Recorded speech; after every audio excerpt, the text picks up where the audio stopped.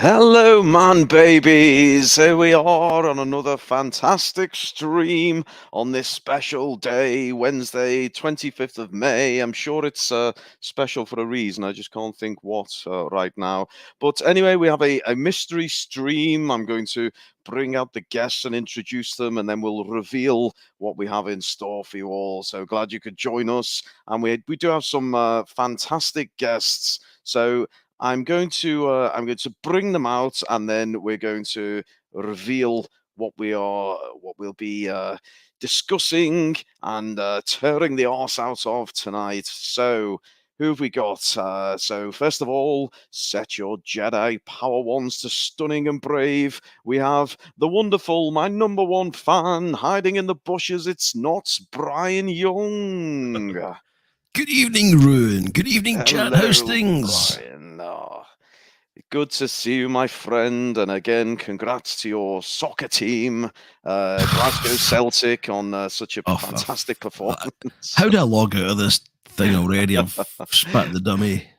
Consider yourself subverted, my friend. Yes, they Okay. certainly subverted our expectations there, Ruin. Well, I can't dwell long because we have about 1,684 slides to get through, and we have several more guests to bring out. So, what are we going to do, Brian?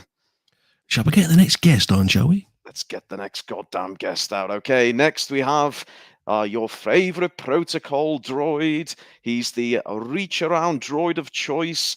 It's old golden rod himself. It's Zee-ThreePIO. Hello, Z3. Oh, good evening, Master Ruin. A pleasure to be with you once more. Oh, it's such a good time whenever you're here, Z3. And on this special day, I mean, I'm told it's a special day. I've got no idea why, but I guess it must be special to you for some reason. It most certainly has. Today I have been watching one of the greatest battles in the whole galaxy, a true Star Wars in every sense of the word. And that is the final destruction of the evil Sith Lord, Darth Amber Heard. Of course.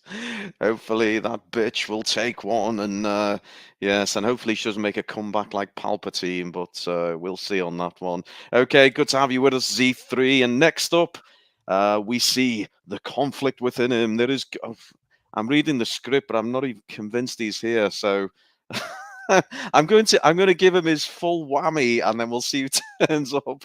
We see the conflict within him that is good inside this next guest. I can't see whether he's in the green room, but if he is, it's our favorite podcaster. It's Dark Sith Lord Chor. Do we have Dark Sith? No, it's Mega Geek. Hello. Yeah, that's not me. Thank The God. wheels have fallen off already. It's brilliant. Okay, Mega Geek, you've for once you've subverted my expectations. Yeah. How are you doing, my friend? I'm all right. I'm doing fine. Glad to be here. Let's just get on to it, shall we? Yes, let's get on with the goddamn thing, okay? And last but no means least, and I hope he's still here, I've got no confidence at this point, it's the Star Wars novelist, the jester from Leicester, and, very special day for him, it's Swap Shop. Hello, Matt. How are you doing, my friend? Oh, hello, Ruin, you subverting bastard. Good to see you. Good to see everybody.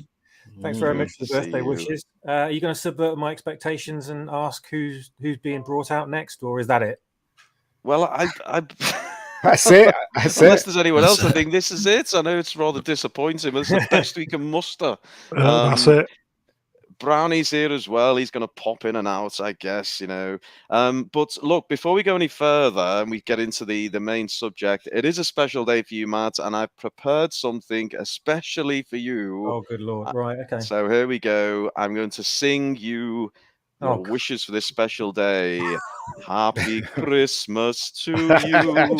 Happy St. Patrick's Day. Happy Easter and happy Hanukkah and happy LGBT month. There you go, Matt. You're bloody welcome, my friend. Well, thank you very much. I've been toying with the idea of changing my orientation, so that's quite good. Thank you very much. Oh, I'm glad I nailed that one for you in that case. Okay, so what are we doing tonight then? So, as you all know, it's May 25th. It's not the goddamn 4th of May. It's the proper day. It's Star Wars Day. So this is indeed a live stream, 45 years in the making, on the anniversary of a special cinematic event which took place back in May 1977. We all know it simply as Star Wars, and there's the original poster. What a marvel it is. So obviously hosted by me, Ruin Johnson, greatest writer, director in Hollywood. And yes, my Star Wars trilogy might be on the back burner, but it's slow cooking, man, babies. It's still in the works. We have plenty of slides to get through tonight. I don't want to put you all off, but it's definitely in the 4 figures. So we've got our guests out. We're ready to rock. Let me give you the statistics and the background. So Star Wars 1977, Certificate U, runtime 2 hours and 1 minute. How efficient. Released 25th of May 1977. That was in the USA. 29th of January 1978 here in the UK. Director George Lucas. Give him a big boo, everybody. Written and directed by George Lucas. Produced by Gary Kurtz, George Lucas, and James Nelson. Apparently uncredited. Edited by Richard Chew, Paul Hirsch, Marcia Lucis, and music by the legendary John Williams. Some of the cast, we have Mark Hamill, Carrie Fisher, Harrison Ford, Alec Guinness as Obi-Wan. We'll be discussing him in a few days' time. Peter Cushing, Peter Mayhew, David Prowse, Kenny Baker, and Anthony Daniels. The budget was a reasonable 11 million. The gross was a staggering 775 million. I believe it's the second highest grossing movie of all time, equivalent to, can you believe this, $3.3 billion in today's money. Wowzers. There we go. Today we are discussing Star Wars. How excited are you for this, Brian? Not very. I've seen Top Gun Maverick today, and I was quite excited about that. I thought we were going to be talking about that, but expectations subverted, and aye. Oh, you goddamn spoiled sports. It's Star Wars on Star Wars Day, man. Get excited. So here we go. We're going to cycle through the opening, the credits. And I don't know, can anyone, I mean, I'm going to go to Ian here. He's maybe the wise elder of the group. What do you recall from the original release of Star Wars, Ian? I know you must have only been a toddler, but I'm sure you have some memories of it. I do. I remember my brother saying we should go and see Star Wars, and he showed me the poster, and I thought it was a musical, and I don't like musicals. You know, the one you just showed, just the poster, the original poster, and he said, "Come and see this film, Star Wars," and I said, "No, I don't like musicals." He said, "It's not a musical." So we got to the West End, and I think it was the Dominion cinema. We got there, and we got off the bus, and we saw this huge queue. And it went right round the corner, right down the street, and I kid you not, there were police on horseback pushing the queue off onto the pavement because it spilled out onto the street. And so we queued up. We must have queued up for like 4 hours, and then we got in to see the film, and I was really amazed. I was like, wow, this film is really good, really enjoyable and stuff. So that's my memories of Star Wars. My brother taking me to see it. So there you go. Wow, what a memory it is. So we have the crawl, the famous crawl, much parodied, none more so than in my Star Wars movie. And it really sets the scene that it's in C-3PO yellow. It really pops on that black background. In fact, come on, Z3, give us the crawl, if you would, sir. Give us your narration to the opening of this movie. Episode 4, A New Hope. It is a period of civil war. Rebel spaceships, striking from their hidden base, have won their first victory against the evil Galactic Empire. During the battle, Rebel spies managed to steal secret plans to the Empire's ultimate weapon, the Death Star, an armored space station with enough power to destroy an entire planet. Oh, good luck with this. You know off by heart, Z. I do. Pursued by the Empire's sinister agents, Princess Leia races aboard her starship, custodian of the stolen plans that can save her people and restore freedom to the galaxy. Beautiful. The font was almost getting as small as Mr. Brown's like and subscribe font at the top of the screen. It was frankly unreadable at one point, but well done, Z. We appreciated your guide through us. And then we have the famous opening scene, and wow, before we get into this, shall we play the trailer? Oh, we got a goddamn trailer lined up. What is it? Have we got some kind of production value going on here? What on earth is this? Yep, I'll go.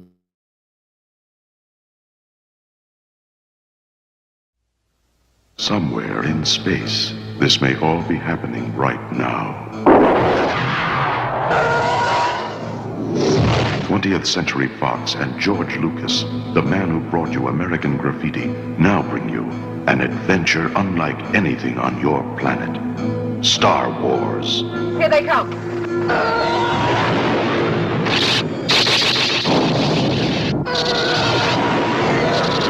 Coming in too fast! The story of a boy, a girl, and a universe.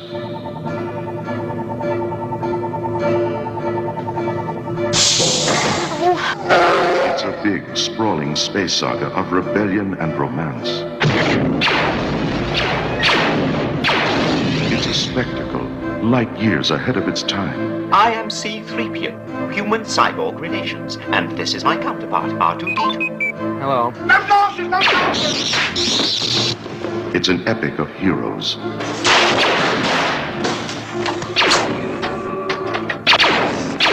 Good luck. And villains. And aliens from 1,000 worlds.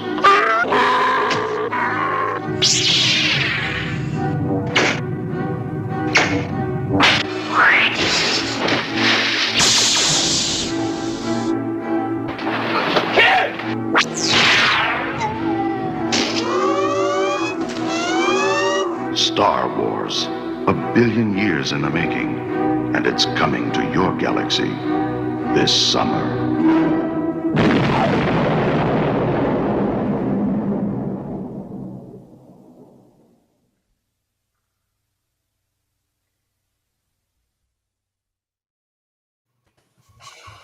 How much does it miss the music? Dear God, yeah, I was just noticing, like, there's obviously not the final sound effects and everything aren't in that clip. It was that early. Yeah, you can hear some of like, the camera sound effects and stuff, and the clanking and stuff going on. I thought, oh my God, that's so basic. And the voiceover sounds rather strange, doesn't it? It gives it this. It sounds like more akin to something you get with an Alien trailer, doesn't it? That guy sounds really ominous. Yeah, like a horror movie in space or something. But nevertheless, still we get a glimpse of what's to come, and here it is, the opening scene, the famous Star Destroyer chasing down the Rebel ship, and Matt's birthday boy. I mean, it's a very famous scene. It's arguably one of the most iconic opening scenes in cinematic history. Your thoughts on this impressive opening? You never get away with this today. It's too long for modern audiences. They'd be checking their phones and walking out of the cinema before the Star Destroyer had passed the camera, I think.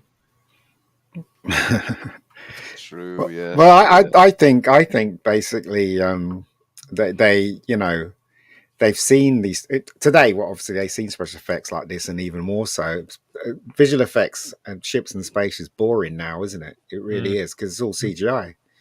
So yeah, you're probably right. They're probably 5 minutes. They'll probably be walking out or checking their phones, or just bored out of their heads. Really, the opening shots almost tell you everything you need to know about what's going on.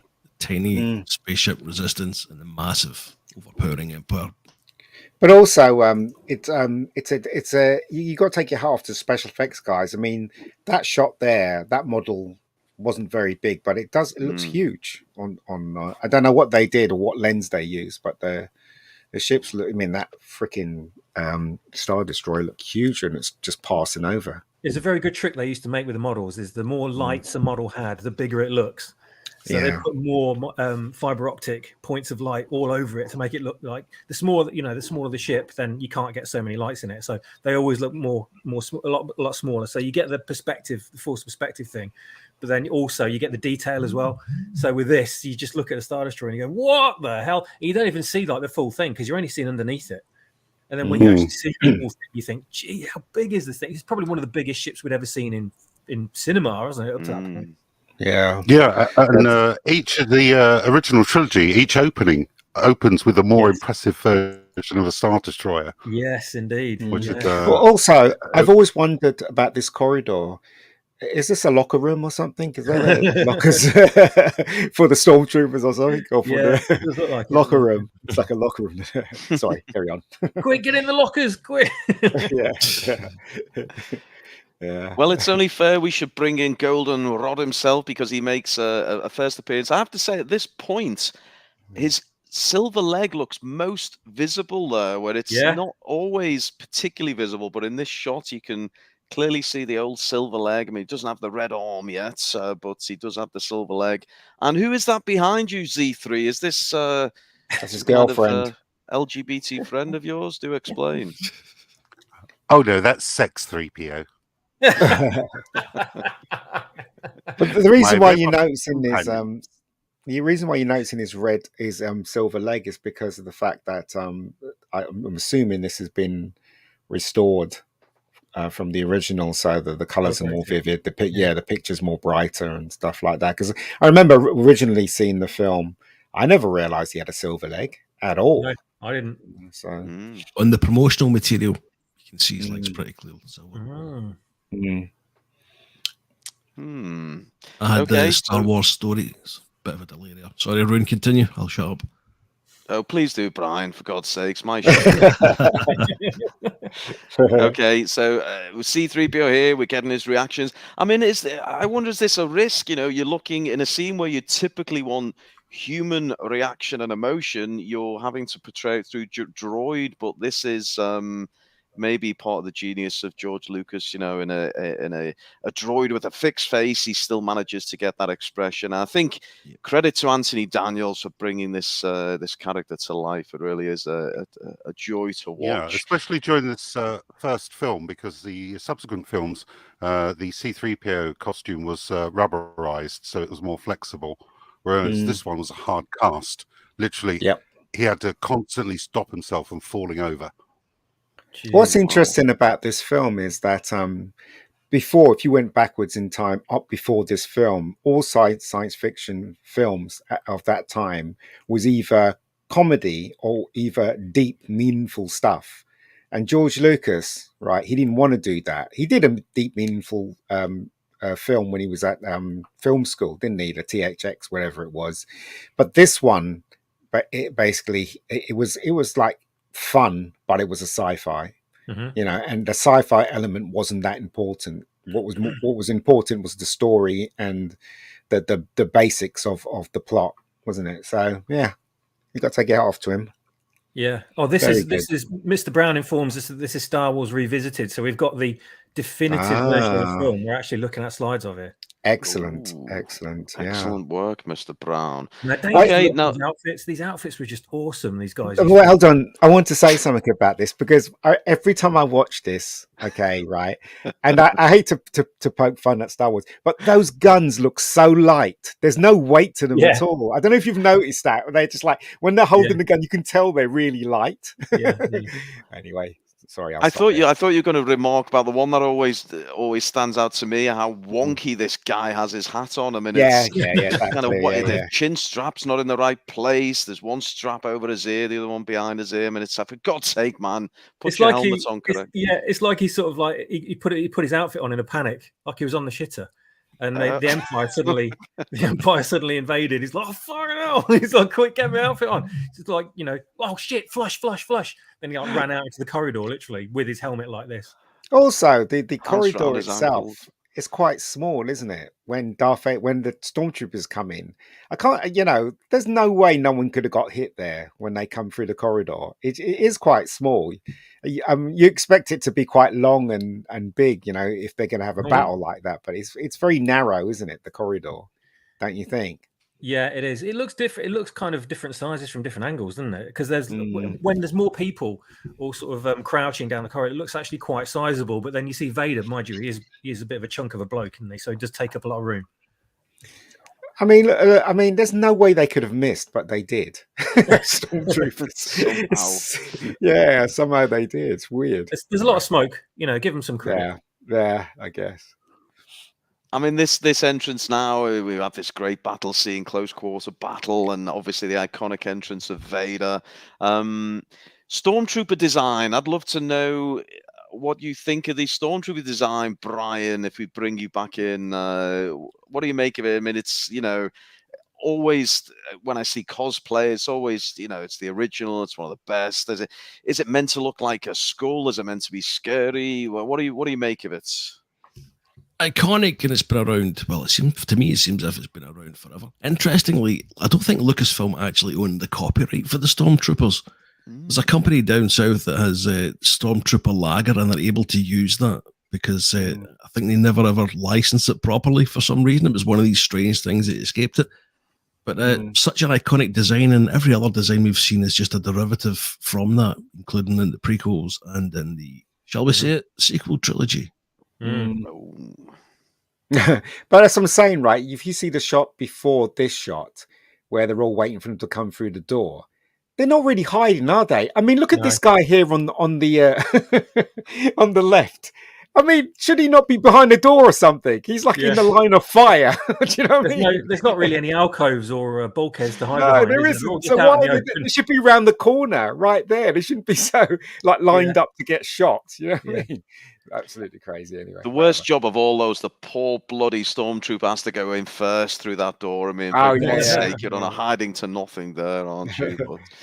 But as we know, they're all expendable. And the Vader enters. Then they clear out the corridor. Vader enters, sort of kicking people to check they're dead. And he's so, again, the one thing which stands out for me, he's got obviously the all black suit against a white background, white stormtroopers, really pops. And obviously the smoke effect. What a legendary scene it is, I hate to admit. And then, of course, we cut to our first of our heroes, the introduction of the first of our heroes, or human heroes, I should say. And we have this rather slender hand. No, it's not Ryan Johnson as a hand model. It is Carrie Fisher and Princess Leia, and she appears to be inserting something into a droid. Yes. So I think she might use credit cards for a different purpose.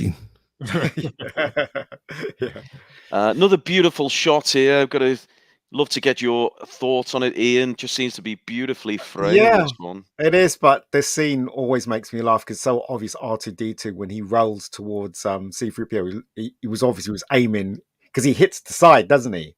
Before they cut before he hits the side, you can see the R2 and literally hit going towards the side, and then they cut as he goes towards R2. But I've seen the outtake where he does hit the side, so there you go. But it's a good set. It's a really. Do you know what's interesting about these sets? It's not like Buck Rogers or the cheap TV shows or cheap sci-fis that came before it. It looks like they thought a lot about the set, didn't they? I mean, it's not just bleeping lights. That looks like it's got some function. Those things, you know what I mean? It looks like what it looks like is that corridor can be closed off. Those look like doors, like a huge bulk door that closes the whole, so you can't go through it. So it looks like it's got some function. So you got to take it after the designers, haven't you? Yeah, and in fact, I think it logically thinking about this corridor, wherever it may be, would lead to the escape hatch. So maybe there's some kind of airlock. But beautiful set work, beautiful shots, and there she is, the legendary Carrie Fisher. How old was she at this point? She was something like 21, 19, I think. 20. No, she was 19. She was 19. Yeah, you're right. Yeah. Yes. She was very young. She wasn't wearing a bra. I remember that as a kid as well. Yeah. Pre-cocaine days as well. Yeah. Looking very young and fresh. Yeah, she had her breast taped down because George Lucas says there weren't underwear in space. Yeah. And this is obvious this guy standing on a box or apple crate, as they call it in the film industry. Yeah, so this bit made me laugh. You've seen the It's original not. one. Tell me what you've done with those plans. Oh yeah, yeah. Very Part of a rebel showing alliance it. traitor. I never noticed this, and maybe Mm. this is the joy of working through this film in stills. But I Mm. never noticed the guy in the background on Yeah, the I right was with about his to say hands up. that. Yeah. Yeah. No, that was, I thought they were pretty much cleaned out and they were all dead, but we do have a prisoner. I wonder what happened to him. Did they take probably him killed him. prisoner? Would they have just shot the guy? Probably I just don't shot know. him. Oh. Probably just shot him. Yeah, Darth Vader's mask is very different to the one in Empire and Jedi. I think in Jedi and Empire, the design was more sleeker. It looked more shinier. This one looks okay.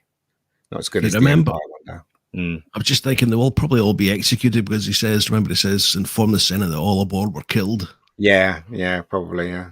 Might space them. Yeah. Well, Expanse style. Good knowledge there, Brian. Shout out to Mr. Brown as well, working away in the background. He's given me the keys tonight, but yes, he's spent the time to put all these beautiful slides together. I mean, what a tribute it is to Star Wars on a Star Wars day, and yes, what a joy to work through it, Well done, especially Mr. when Brown.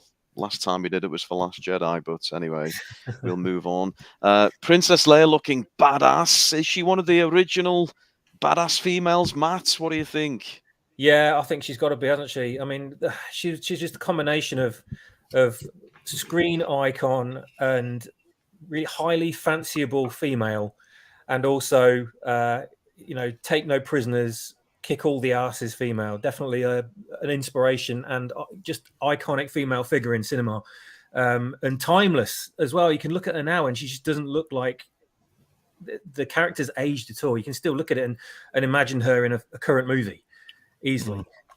Carrie Fisher's portrayal of the character is just timeless as well. And these days it's all about gender and certain sexual orientations or whatever, but back then it was just, no, she's a badass female, that's all there was to it, and no one asked any questions and just got on with it.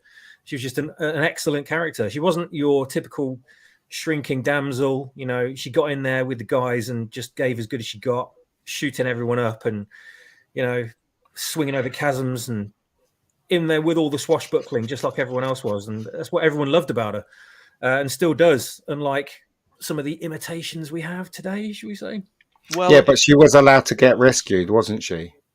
Which is a good thing. Yeah, they allowed the men to rescue her. Yeah, although when she comes out, she acts like, oh no, I didn't really need to be rescued, because she's so, because she's like aloof because she's royalty, basically. Well, but let's face it, she did need to be rescued, otherwise she would have been dead if it wasn't for Luke. And she did. Yeah, it's kind of like, oh, thanks for rescuing me. Not that I needed it, but thanks for rescuing me. That kind of thing. Yeah, she's royalty. She's not used to humbling herself, but obviously in situations like this, then what can you do? But I like, there was no sort of shying away from the fact that the guys were key to her survival. But when she comes out, she stands toe to toe with all of them. So it's not like she's hanging on. She's not like a little sort of princess in a tower that can't do anything physically. She can actually take care of herself, and I think everyone loved her for that. And what's interesting here is it's a very realistic scenario in that she takes a pop shot at a stormtrooper, but really it's no more than that, and then she's shot and stunned.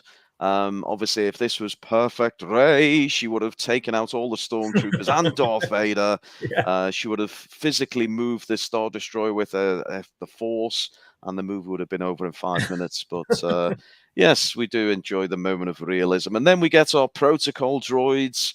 And obviously, Zee-ThreePIO already started to establish some kind of characterization here. R2, the kind of plucky, courageous little droids. Zee-ThreePIO, sorry, Z, but you do appear somewhat cowardly and reluctant to follow your compadre there. What was the problem here, Z3? Why were you so reluctant to go with him?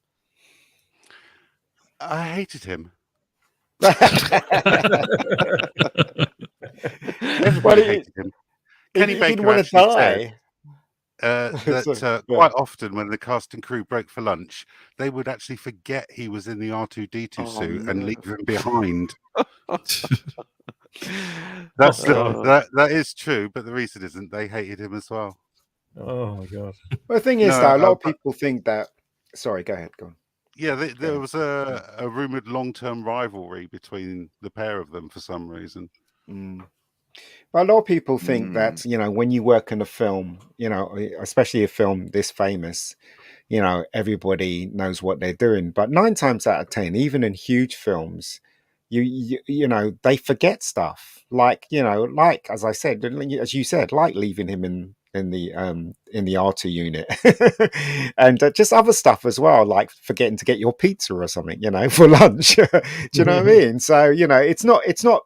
Even the huge films. I know a friend that designed sets, and he was on that film with Brad Pitt. I can't remember what it was called, and they didn't give him lunch because of the fact that he was part of the designing team, and this was like a multi-million-dollar film, and they weren't allowed lunch. Would you believe it? Would you believe that they wouldn't feed them? That's crazy, right? Yeah. Absolutely crazy. Everybody thinks, when you're in a movie, you get the meals, you get this, whatever. That's not true, though. It's absolutely not true. Mr. Brown in the chat there, just I'm not sure he's aware what he's typing, but he's seems to have some kind of affection for C-3PO. But we'll move on swiftly from that. Another beautifully framed shot here where they're spiraling away from the Star Destroyer, and we get that shot looking back through the porthole. Just really is a beautifully shot movie. And then we see them hurtling towards what we'll soon see as a desert planet, and then it's back to Leia again, setting it up as brave and resisting despite the odds against her. And then we have Darth Vader and his sidekick here. Who is this chap, Brian? Tell us more about him. I have no idea, but surely Vader's sitting there thinking, "You look a bit like Padme, you do." Yes. Your face rings a bell. I mean, if Vader is, what do we say, about 6'4", 6'5", I mean, this guy's rocking a good solid 6'2", 6'3", isn't he? I wonder if they should have gone with a more pathetic looking Imperial guard there, but Imperial officer. But anyway. So we have Vader, and here's another Imperial officer who must be about 7 foot. It's they didn't really think out the framing on this. They probably put them on apple crates, especially that guy on the left, because the framing would be off. So if he too close, yes. So you can see that the guy on the left is much shorter in this shot than he was just in the other shot. So framing it would be difficult. So that's why they put them to stand on apple boxes or just little things that are getting to stand on. Anyway, sorry, carry on. Andy gives Vader a bit of a... Go on, Brian. Sorry? This guy gives Vader a bit of a torrid time, doesn't he? He's lucky to escape a strangulation. yeah. Andy in the chat has a bit of a thing for Imperial officers. He says, "Sassy little sex goddess." So we were already descending into. I always thought that Darth Vader's chest piece looks like an old-fashioned tape recorder. Yeah. I always thought, what's he wearing a tape recorder for? Is he going to tape someone's voice or something? You can just imagine him pressing the switches just to say a certain phrase, can't you? Yeah. Like the guy from the Techno Union Army and Attack of the Clones. Thanks, Melvin, in the chat. 6'6", Dave Prowse. So and what a frame he had. So real switch in the scenery here. We arrive on the desert planet of what we soon to know is Tatooine. We have the 2 droids and the discarded escape pod in the background, and really we move into a different phase of the film after this dramatic opening. We then have this period where we really just follow C-3PO and R2-D2, but unfortunately almost straight away they have a bit of a falling out, don't they, and they part ways. And obviously Z3, just one of many times you fall in and out of love with R2. What was your plan here, Z3? You seem to want to go off on your own. What the hell was the plan? I was going to walk in one direction for as long as possible until I finally came across somebody.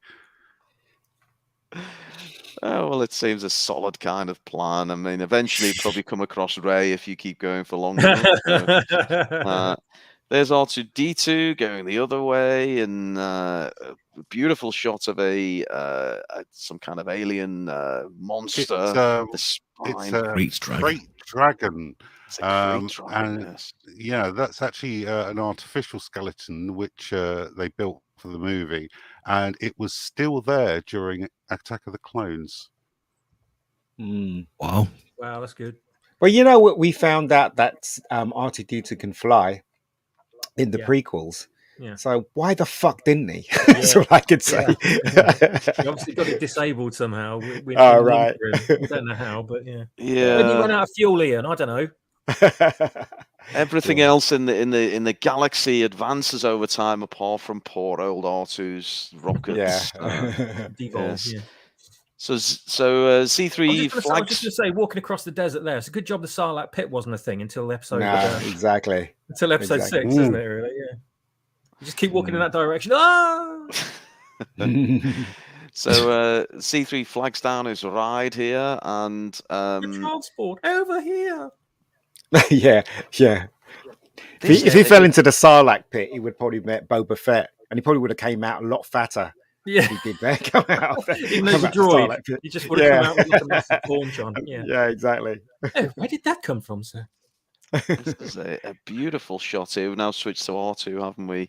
Making his way through, and we have the first sign of. I mean, these fascinated me as a child. These little creatures with the glowing eyes. I always wondered, what did they look like with the hood off? That was something I always wondered. According to the Mandalorian, they're quite hairy. Didn't know that. Yeah, that's that mechanic. She said the kit off. A couple of them. Yeah. That's interesting. If you're noticing any extra detail and like the shots are more saturated, it's all because of the legendary Addy one, the guy that's remastered and restored this version of the movie. So, like the previous slide, I think it was the establishment shot of the desert. Yeah, there's a lot more detail in that shot. Yeah, that's his. Yeah, it's his. Well, are they called the Dinks? Oh no, that's Spaceballs. Sorry. Sounds racist. That. Quick question for Brownie in the green room there, working behind the scenes. Brownie, what do you think good God, the name slipped my mind. What are these little guys in the cloaks called? Jawas. Jawas, of course it is. Brownie, what do you think of the Jawas? What do you think they look like without the cloak on? Oh, for God's sake, Brown. Jesus Christ, we're going to put up with this all night. Okay. Moving on swiftly. So R2, he's beeping away and he's making his way through, and then these bastards jump out on him and zap him and stun him, and yes, poor R2 is then goes into a bit of a mechanical fit, and the infamous GIF there, is it GIF or GIF? I don't know. GIF needs a good clean. But there he goes. He falls face. How many times have you heard that sound effect though?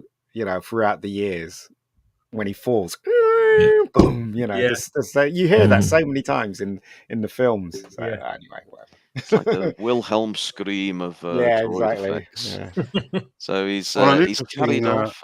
Side note: 2 of those Jawas are the daughters of the producer Gary Kurtz. Oh wow! Gary Kurtz found religion. That's why he left the production, didn't he? Didn't know that. Yeah, he found religion. Yeah. So you ever wonder why he wasn't involved in the rest of them? It's because he found religion and left. Also, little side note: this thing driving here, what's it called again? Sandcrawler. That's right. Right. The people, I can't remember. Somebody wanted to buy it. They contacted George Lucas and say, "Can we buy this?" I can't remember who it was, but they thought it was real. Seriously, and they offered him loads of money. Can we buy that? And he had to tell them, "Look, it's a special effect. It's a model." They only built like up to a certain height of it as well. The rest of it was just like a little model. Yeah, that's right. So they would have really, really disappointed if like just a set of 4 tracks turns up on a flatbed truck outside their house. Yeah. We've got in the chat there already giving me some flack for not knowing what the Jawa was called. It's the first time I've seen this goddamn movie, so cut me a break, man. You know, I'm doing my best over here. Okay, so we get a nice another droid here with again, it freaked me out as a child. This one, it was seems to be a rather nasty droid doing nasty things. We then I get do like this one. I like this droid. This is this no R5D4. the R5 unit, is it? Yeah. Oh, there we go. R5D4, yeah. Yeah, I like him. It's a shame he got blown up. His head blown up, didn't it? I used to love the toy of that one. It was great. Yeah. I had the toy as well. I mean, they were so cheap, those toys, though. I mean, they had stickers, didn't they, where the things were on the chest, and it's like, well, couldn't you not have done it properly? I know, yeah. Kids didn't care about the end of it, did they? It was just, yeah. even, I mean, R2 didn't look screen accurate either. I don't know what No, they were it thinking when didn't. they designed his Yeah. head, but it looked nothing like the one on screen. I know my artie's pissed off about that. Yeah. I've got an artie unit. It's pissed off. The reason why. Yeah. Anyway, sorry, carry on. Got a big flaking sticker on its chest. That's right. Yeah. I mean, if you're into your droids, this is really a Looks like a clown. really paradise. Scary isn't it, clown. of- This Yeah, I one, always thought this that was thing always was a bit freaky, strange. Yes. Yeah. Do you know the history of this one? No, No. Brian, but we'd love to know, but not today. Another time. Moving on. It's actually No, go it's on, actually Brian. one of the original Vader designs, believe it or not. That they just adjusted. Oh, I Mm, see. that's a good story for another time. Okay. No, dropping knowledge there, Brian. We do appreciate it. Then we have a bit of detective work from a stormtrooper, so they are useful for something. What's the line here? This is he Looks says for droids. Yeah. Yeah.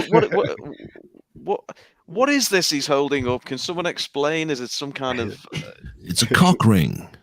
Zee-ThreePIO's cock One of ring? mine. Yes. Look, sir, perverts. Yeah. What are they fucking around with in the background there? What's that? It's a smoke Pod. mixer. That's his, I don't know what that's it the is. escape pod.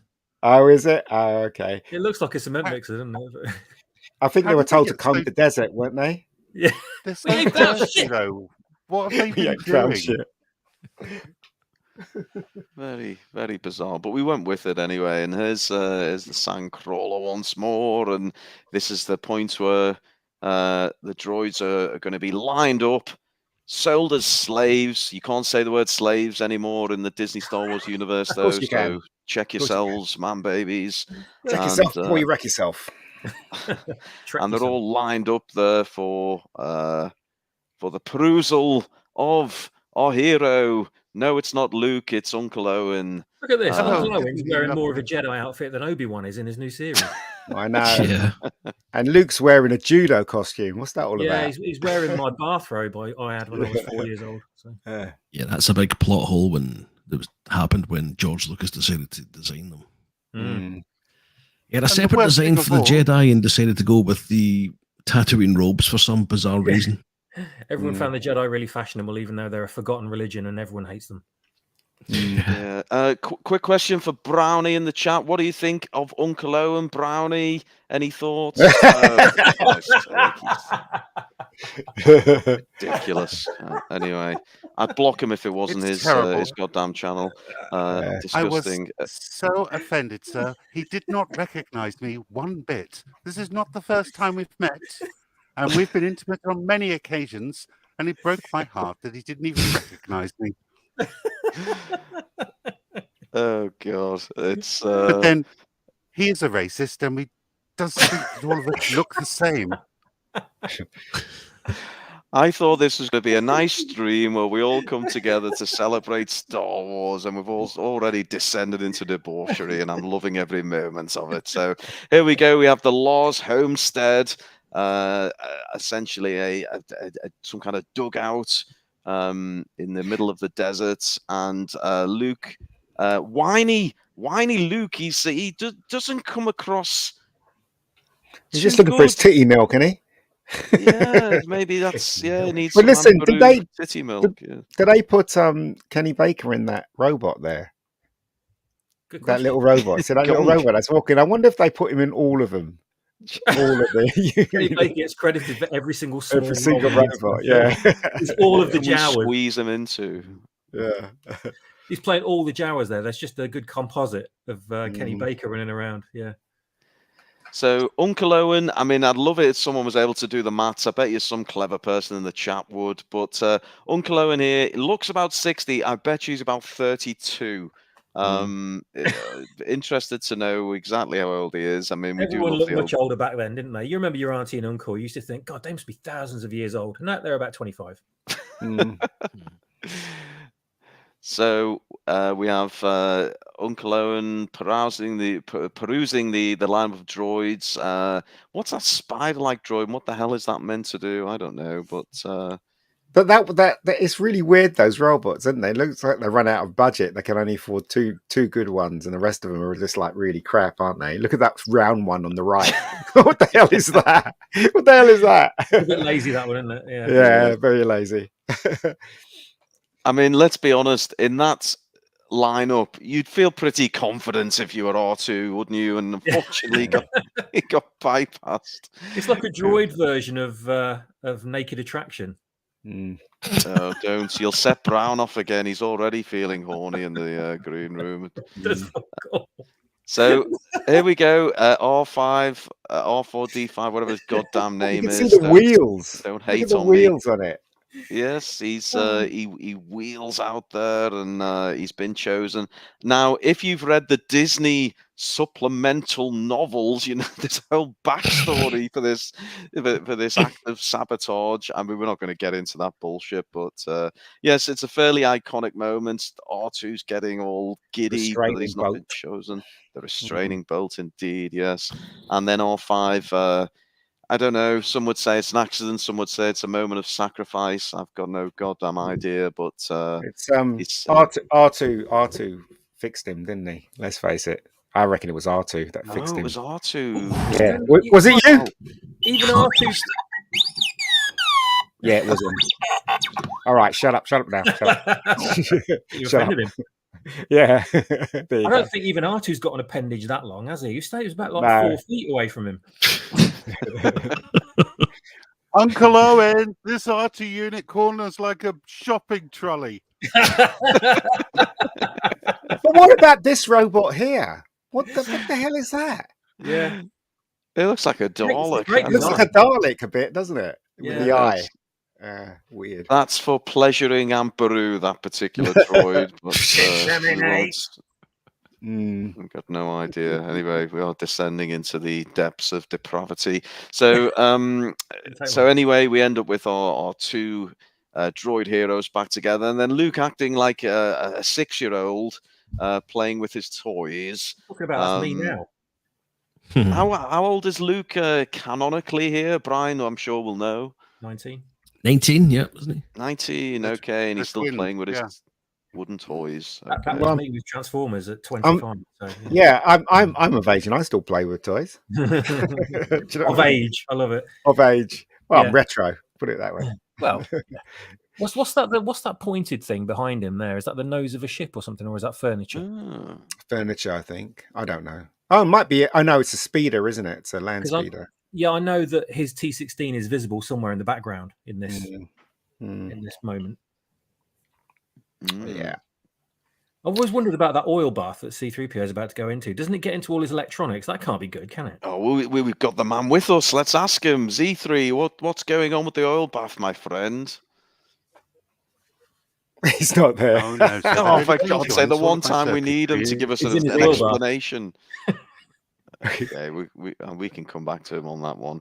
Maybe he's actually gone for an oil bath while we're on.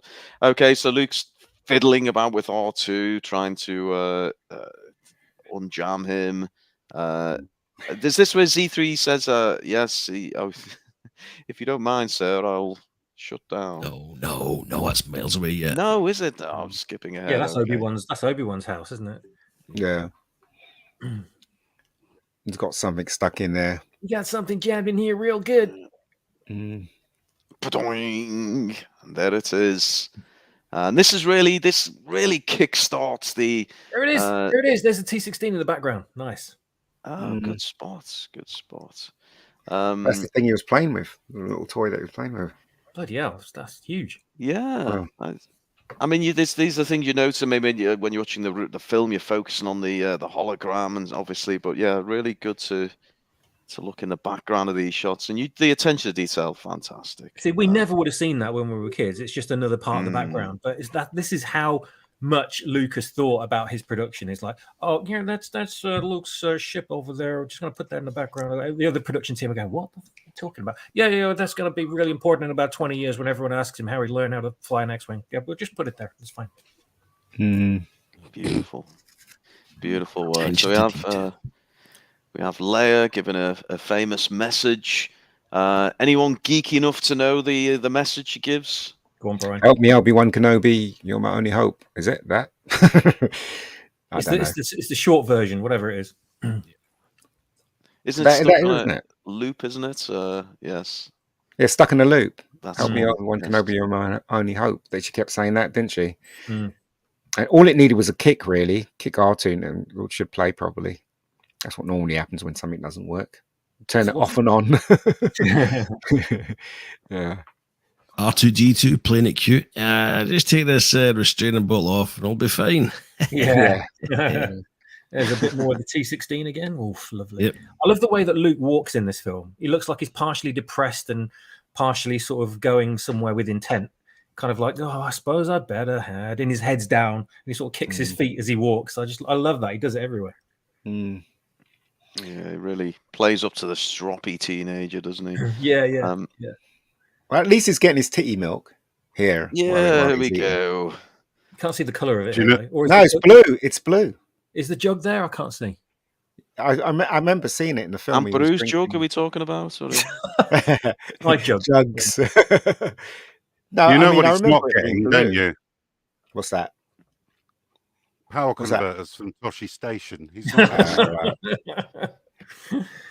Yeah, I love these cups. They're just like plastic Tupperware, but I don't know. I just want them in my kitchen. I've got those cups. Oh, you bastard! I I've want got some. them. They're great. You've got the only cups, in the world. Have you There got goes blue Luke. titty milk though? No, not yet. There goes Luke. His Yeah. uncle pissed him off. Oh yeah. Sulking in the background and grumpy old Uncle Owen. Can't wait to see the younger version of him in the Obi-Wan series. I'm sure they'll manage to fuck him up royally. But and then we have the iconic twin sons, such So a beautiful, isn't it? iconic scene. So beautiful. Yeah. How many times has that been ripped off now? Revenge of the Sith God. did it. Did they? Lapsed Jedi did it. And then it was turned into a complete joke with BB-8 in don't. Rise of Skywalker. Yeah, they did show it at the end of Revenge of the Sith, didn't they? Yeah, it was when Owen was holding the baby. Yeah, I remember now. Yeah. I just love the design of this. Can you call it an igloo? I'm not quite sure you can, but it's like the entrance to the underground complex, isn't it? But it's just, again, one of the most iconic things about the original movie is that shape and that igloo. It used to appear on so many bits of memorabilia. I remember having a pop-up book when I was like 5-6 years old of Star Wars, and that was on so many pages on the cover of it with R2 and C-3PO in front of it. That igloo type shaped thing was everywhere. We never got a toy, and it would never appeared in any like actual, hands-on merchandise like action figures or anything. Sadly, maybe one day we'll get it. But I always looked at it going, igloos, aren't igloos supposed to be in the Arctic? Isn't that right? But this is a desert. What's going on? Always confused as a kid. But again, it's just, I love it. I just love the design. I don't know where they came up with that from. You don't think of igloos and think of desert, do you? No. Yeah. Some would say subverting expectations, swappers. Yeah. I mean, Yes. what's his name? He was in a car crash, wasn't he? That's why he looked a bit different in Mark Hamill. Yeah. in Empire. Between this and Empire, yes. I mean, you can still tell it's him, but yeah, he does look quite different. Looks a bit different. Always thought I at the time I was little when I was watching these movies. I went to jiu-jitsu and I had a jiu-jitsu gi, and I used to always think I looked like Luke Skywalker when I put my jiu-jitsu gi on, because it is something rather martial. It does look a about bit it. like it, doesn't it? Yeah. Oh, that's a nice shot, isn't it? Oh, Beautiful. God, yeah. Nice. Yeah. It's interesting, right? Because Everybody apart from Harrison Ford took this film seriously, acting wise. Mm. You know, Carrie Fisher and Mark Hamill. Mark Hamill was very much wanting to dig deep into his character. But you can tell when you watch this film that Harrison Ford was just like, no, fuck way. This film's going to flop. I'm just going to do the very minimum and then get out of there. That's probably what he was thinking at the time. But who knew, eh? Who knew it was going to be the biggest box office film ever? You can tell when in one of the final scenes of the movie when Luke's talking to Han on board inside the Masashi Temple on Yavin before the final mission. Yeah. When Harrison Ford / Han says to Luke, "May the Force be with you," he's got like a smirk on his face as if he's like, "What a load of bullshit," kind of like. But you know, his cynicism towards the character in this movie helps the character. Believe it or not, it really did kind of like it made the character more believable because you kind of do get the impression that he doesn't want to be there because he's like, there's some guy on a mission. He's like a solo guy on his own. He's out there profiteering as a freelancer, and he doesn't want to get involved with any kind of organizations. He doesn't want to get involved against the Empire. And he's being dragged into it. And he's kind of like, I don't want this. I don't want to be here. So he was the coolest character there, though, wasn't he? He was. You're right. But again, he was kind of too cool for school, if you like, and that comes across in his acting, and it helps the character. Completely helps the character, and you can't manufacture that. It's just one of those. But you know the bit where when he shoots, what's his name, under the table, and when he's walking out, you can tell the acting is absolutely awful from Harrison Ford. When he's walking out, he throws the coin to the guy. You can tell you can see what he's thinking. Get me out of this shit film. That's exactly what he's thinking. His swagger and everything is like, I do not give a damn about this. I don't care. Yeah, but you can tell. Again, that really helps because the character would be like, that's his character. He's like, I don't care. I don't take any shit. I don't care. And it just comes across like that. And I think he unintentionally really helped the characterization by not giving a toss, Yeah, I guess. This kitchen's weird, isn't it? Yeah, sure. Go back a slide. That's a great kitchen, though. I still want to live in a place like that. I really do. It looks like a little tape recorders at the back there, doesn't it? Yeah. Behind I'll just them. slap any old thing on the wall if it's got flames. And there's that sound of the food processor going on in the background as well. Like, that sort of sound. I love that. I just want that playing whenever I'm in the kitchen. I don't know what it does. I just want that playing whenever I walk in the kitchen. Amperu's dildos on the right hand side in the jar there. So may have missed that one. Okay, let's bring the tone down even further. So we've got the land speeder. This is where Luke and C3 are chasing after R2. Where's that goddamn droid gone? And then we get the another great design for a creature. Tusken Raiders. The Tusken Raiders or the Sand People, if you want to be offensive to them, take your pick. And also another great creature, their ride. Bantha. What do we make, Ian? Interested to know your thoughts. What do we make? I mean, the land speeder, again, iconic design. What do you think? How they pull that off? To have that hovering vehicle. They basically out on a stick, didn't they? And they made it go round in a circle at one point. Big sort of wooden strut, wasn't it? Right, and it was like 5 guys counterbalancing on it. Yeah, exactly. And it kind of went round in a circle, like to show the close-up shots of it speeding up and slowing down. And then the rest of it was, it was edited to make it look like it's hovering. But well, they had originally when it was on the side, they had mirrors at the bottom. Yeah. And then they added the shadow. What is it? Cartoon shadow at the bottom. Yeah, so it looked like it was floating. I can't remember where they did it and when, but they smeared like Vaseline over the. They've corrected that though. But that was original. Right. I think they changed that. That was one of the things they featured changing in the special editions in '97.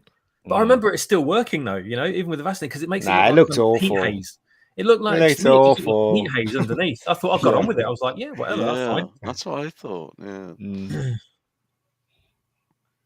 Okay, so something's going to happen here.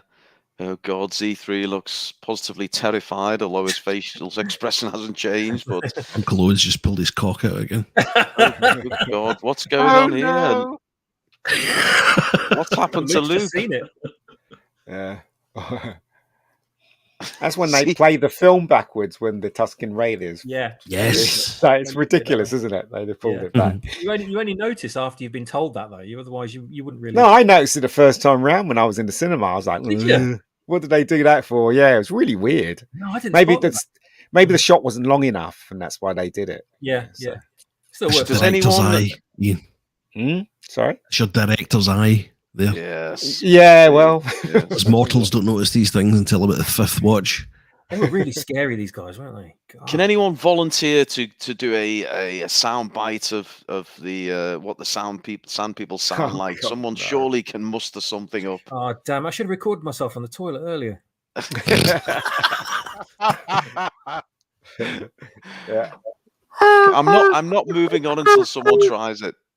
Was that Brown? That was Brownie I'll trying to do it. That's That enough. was Yeah, Brown yeah. shouting down a toilet roll, cardboard toilet roll. By the sound of it. Okay, we'll give you a pass on that one. So there's Luke conked out. What do you know? Luke, within mere moments of being introduced, has already been defeated early on, whereas our heroine Ray went 3 entire movies without ever being defeated. Interesting take, George. But you know, that when they drop him to the floor, you had the same sound effect that they used in Enter the Dragon. I don't know if you noticed that when somebody fell on the floor in Enter the Dragon. It was the sound effect that they kept using in the 70s when somebody fell down. Mm. Oh, maybe I'm the only one that noticed it. No, I but- recognise. I'm sure they did it in BBC sketch shows and things like that as well. they did, but Same they thing. also deliberately did it in Mandalorian season 1. Just to, Right, just did to, yeah, they deliberately used it, yeah, in Mandalorian to connect it to the first Star Wars film. So you there you go. You hear Obi-Wan's throwing sound ability, where he mimics the sound of the Krayt Dragon, apparently echoing across the valley, and it scares all the sand people off. And then it cuts to this, and you just think, that's not scary. It's just some bloke in a robe. Like, they all ran off because of that. They all like turned around and went, "Oh God, it's a bloke in a robe," and they just ran off. You know. But obviously, it's the sound that made them run off. But I just remember like, looking at him in this shot, going like, couldn't they made him look a little bit more imposing than looking like he's about to fall over on the uneven surface as he walks closer? But I mean, forwards, isn't he? Going like, oh no, don't put your foot there. Oh, but it was hell trying to shoot this film, though. I mean, the weather, were they Tuscany in here? Tuscany, Tunisia. Tunisia, that was it. It was just really, really hot, and everybody was like literally dying on their feet. Do you know what I mean? So it was difficult to shoot this film. Very difficult. Yeah, absolutely. I mean, it's a miracle they came out with it looking as great as it does. So that's not a criticism, by the way, of me talking about Obi-Wan approaching. I thought that was absolutely fine, but I did think at the time, like, they were scared of him. What? That's because he's a Jedi. Of course. He looks nothing like Ewan McGregor. He looks nothing like him. No. Well, let's throw it out to Brown. Brown, what do you make of the legendary Sir Alex Guinness? Give us your insight from the green room. I'm not going to ask him again. Andy Mouse in the chat, can you give us any more sense? Oh, this is just getting out of hand. No, this is all wrong. I'm sorry, Swappers. It's your birthday. We're absolutely being completely out of line here. Luke just haven't finished his blowjob. No, sorry, didn't mean to. And then yes, we have. We have the start of this blossoming relationship, which lasts about half an hour before, unfortunately, old Obi-Wan gets seen to by Darth. But there he is. It's me. What's his line here? He has a famous line. So I'm looking for, what is it? Obi-Wan Kenobi. Is it? I know him. And he It's says, me. It's me or something like that. I can't remember the line, but Come on. Of course I know him. He's me. There we go. I actually met him once, but before he made Star Wars. No. In a shop, in a shop in the West End. I recognised him, because 2 weeks beforehand I saw the Lavender Hill Mob, and he was in it. I remember seeing him in the store and shaking his hand. I think he was really grateful that I recognised him. Actually, yeah. Did he ask for your autograph, Mega Geek? No, I didn't know. I don't like getting Stars autograph. No, did he ask for yours? No, not at all. But when I meet Stars, I don't ask for their autograph because it's just a bit silly, really. I mean, I don't know. I just think you know what? I just say I really appreciate what you've done. I really enjoyed the stuff you've and I leave it at that. There's no point in trying to hang around, with them. Now, Oh, according hello. to Carrie Fisher, she said that Mark Hamill was so smitten with Alec Guinness, he used to ask him questions constantly about his film career, to the point that Alec Guinness got so fucked off, he gave him 20 quid to go piss off and leave him alone. Oh my God. Oh, that's brilliant. But Mark Hamill was, he was so desperate to actually make it in Hollywood and stuff. And yeah, he did brown nose quite a lot. That's what I've been told anyway. I don't know if it's true. I've got to say, I'm impressed by the knowledge, not just from our panelists tonight, who are always impressed me, but Time Prophet there dropping some knowledge about why they never returned to Tunisia, apparently due to warring factions. So is it the rebellion in the empire? Yeah. Hey. Yeah. This particular scene, we had the drummer from Def Leppard in the C-3PO suit. Gotta be old enough to know that one. Big Def Leppard fan, you see, and they've got a new album dropping on Friday. I think something else happening Friday, Star Wars related, but I'm not gonna. Does anybody remember whether C-3PO still had that dent in his head in the second film? Good question. Or was it buffed out? It was buffed out for the throne room scene at the end. He was right, okay. Shiny suit of polished armor. Okay. Okay, so we go back to Obi-Wan's hideout, House. shall we say? Yes, and we get to see the full, the full-length porno of Leia laid out. Full frontal nudity of. I seem to have found it. He taps R2, and then some porno comes in. Oops, the wrong one. Not this one, R2. Not this one. Not this one. Yeah. Your father wanted you to have this when you were old enough, but Ryan Johnson wouldn't allow it. But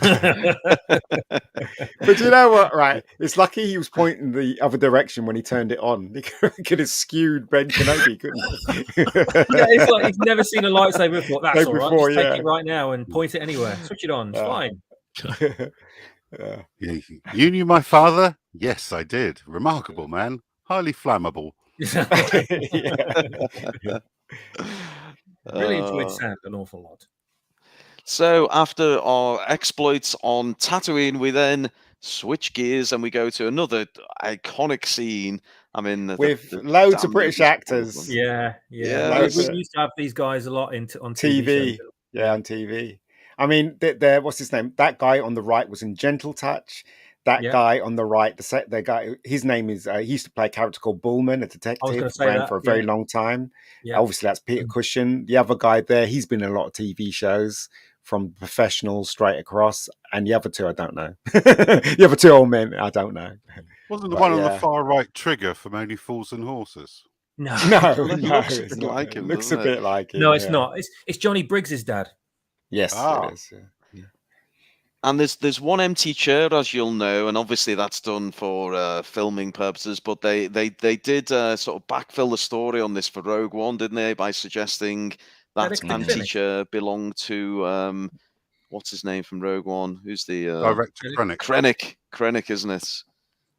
Apparently, it was Krennic's chair, and obviously he didn't make it this far. But I know by your side, Ian, you're not buying that bullshit. It's absolute bollocks, isn't it? I mean, trying to create something, why don't they just move forward with this? Right? Didn't they? And fucking ruined it as well. But yeah, this guy makes me laugh. It's the most powerful thing in the universe. It's feisty, doesn't he? Yeah.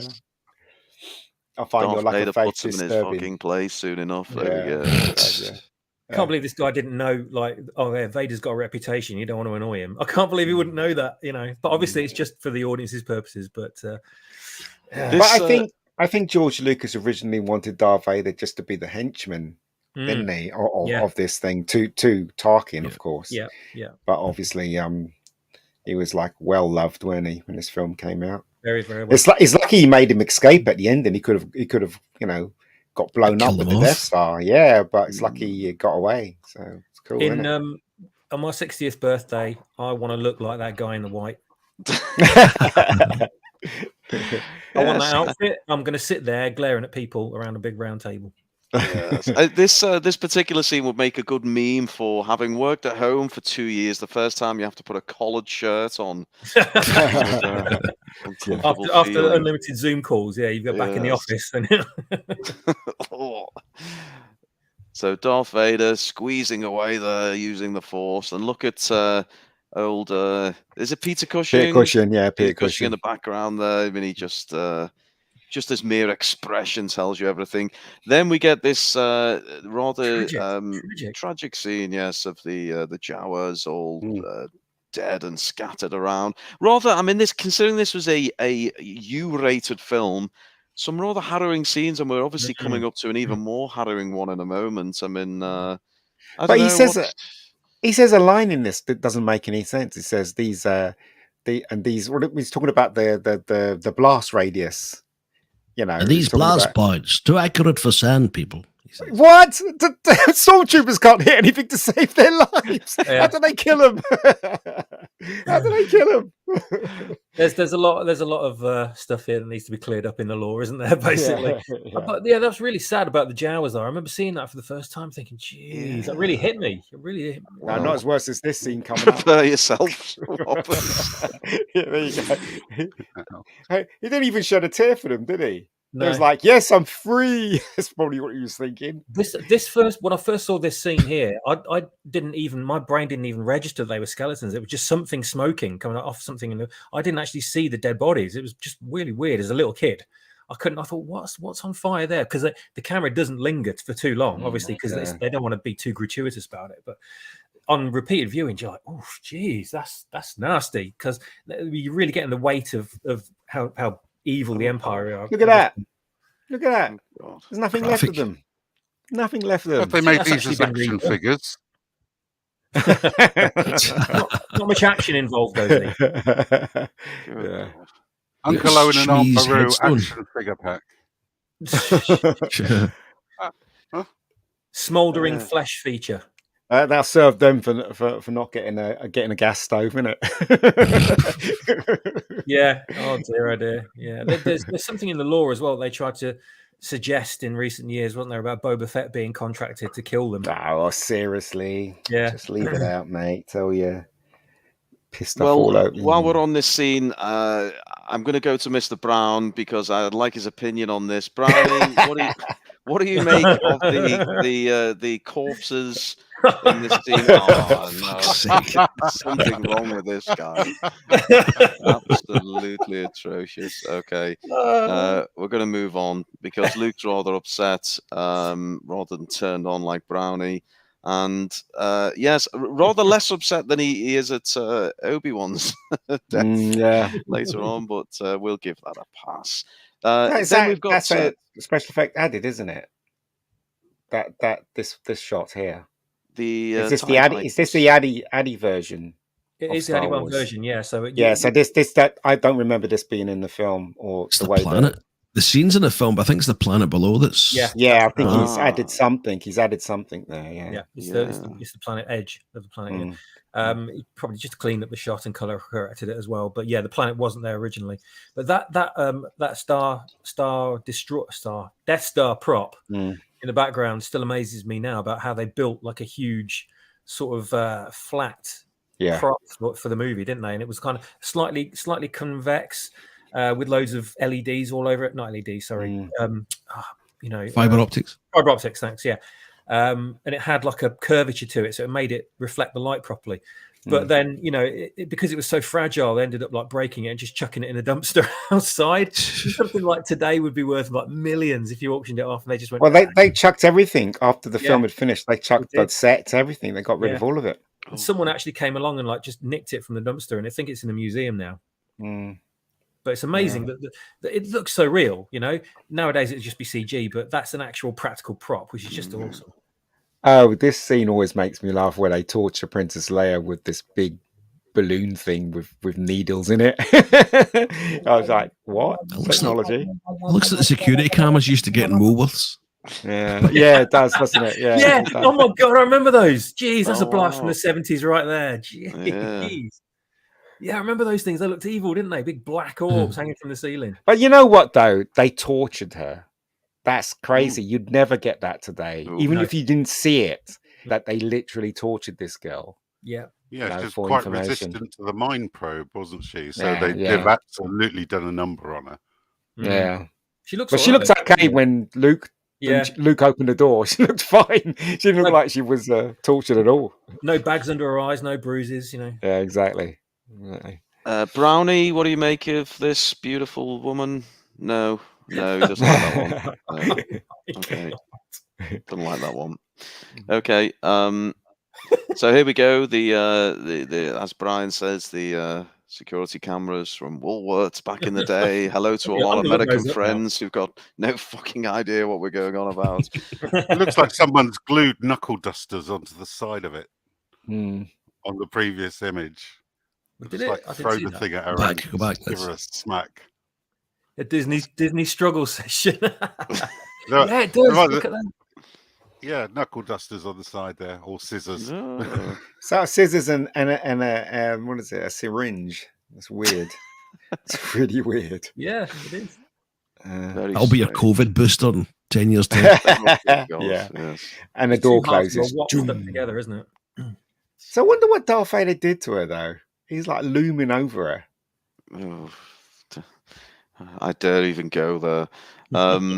So we return to Tatooine, and they're burning out the old Jawa's robes, and then this is the moment where it's Luke's moment of truth, isn't it? Does he choose to stay on Tatooine and be a miserable old hermit and just wait around to die? Sounds rather familiar, doesn't it, man babies? Or does he choose to go on an adventure with Obi-Wan? And in fact, that is what he chooses.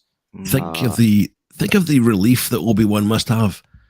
19 fucking years, and I can finally leave this fucking shithole.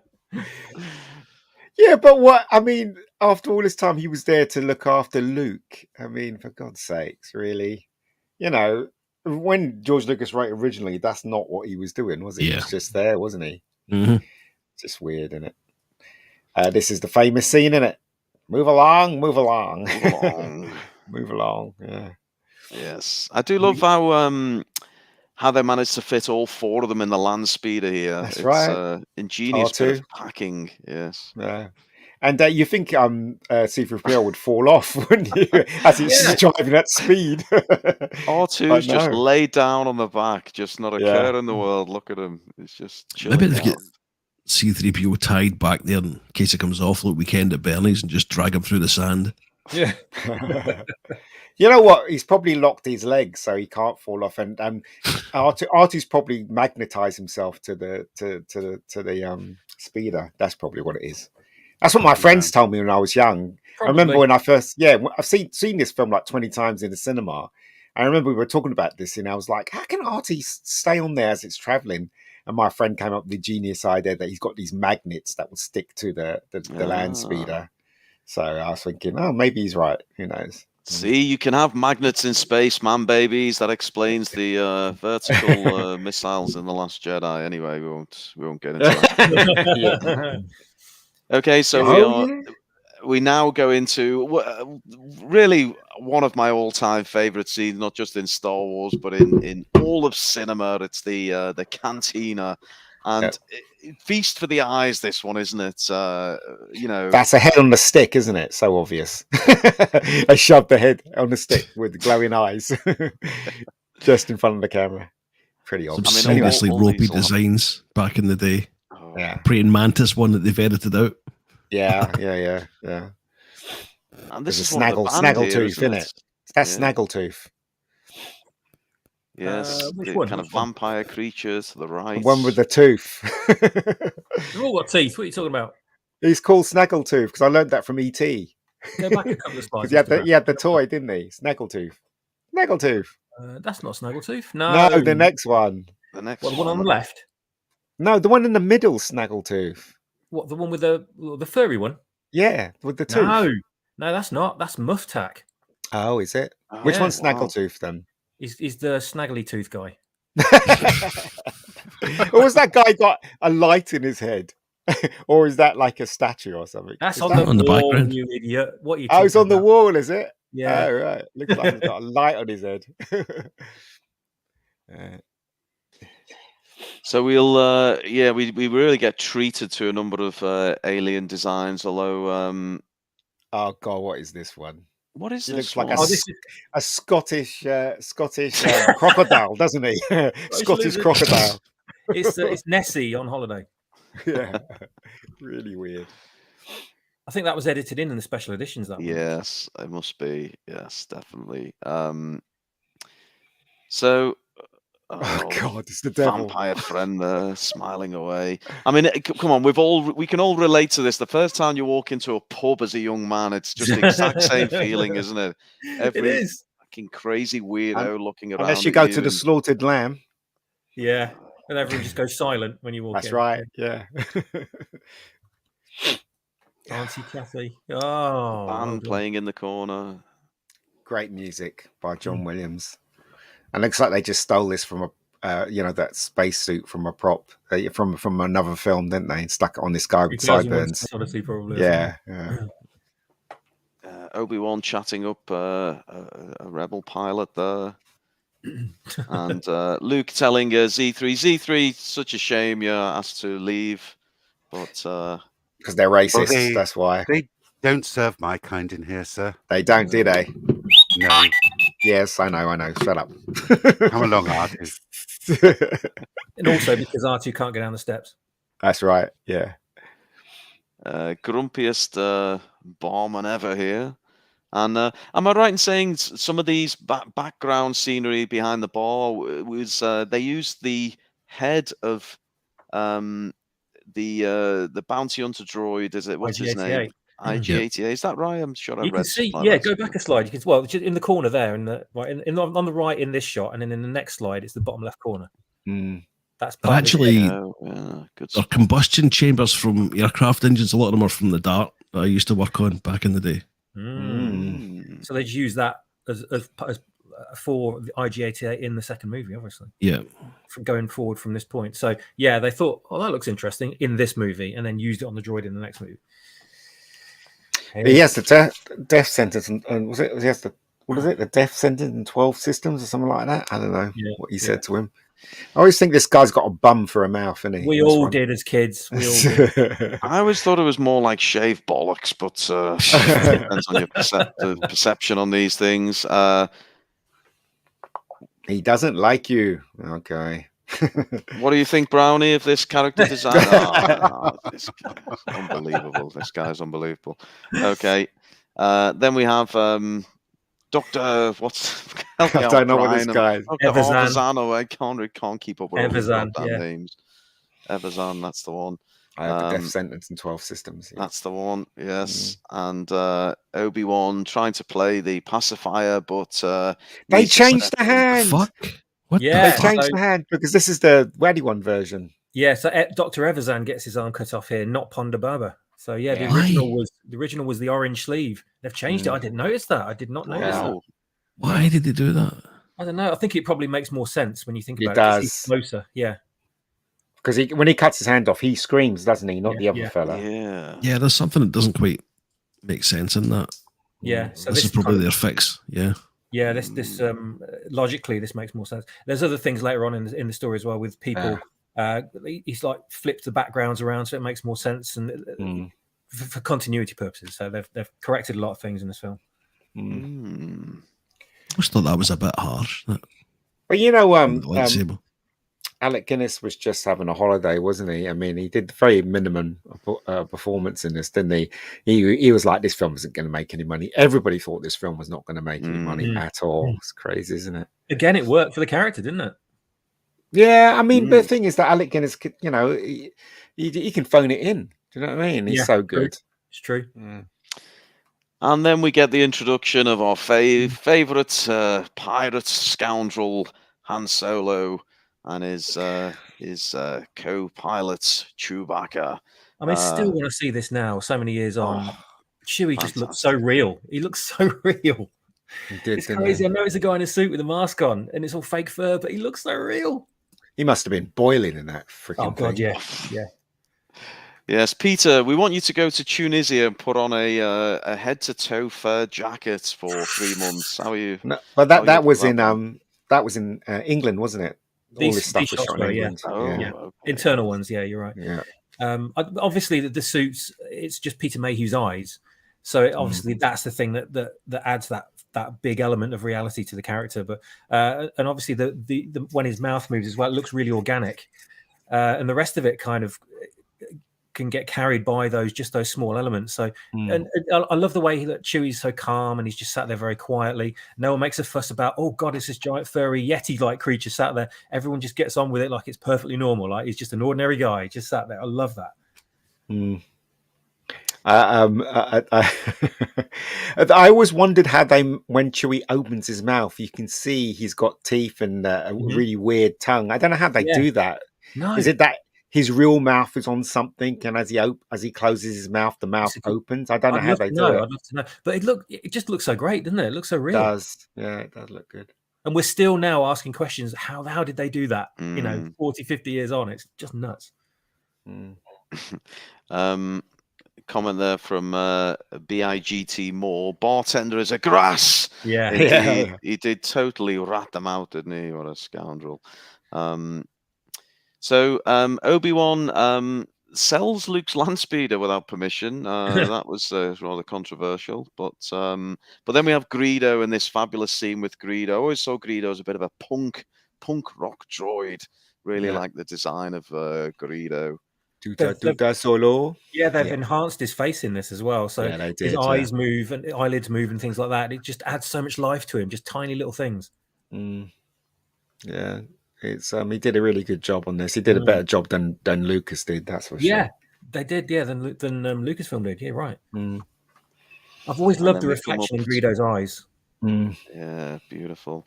Then we get to one of the most controversial scenes in maybe the entire original trilogy, and it's the old handshot first moment, isn't it?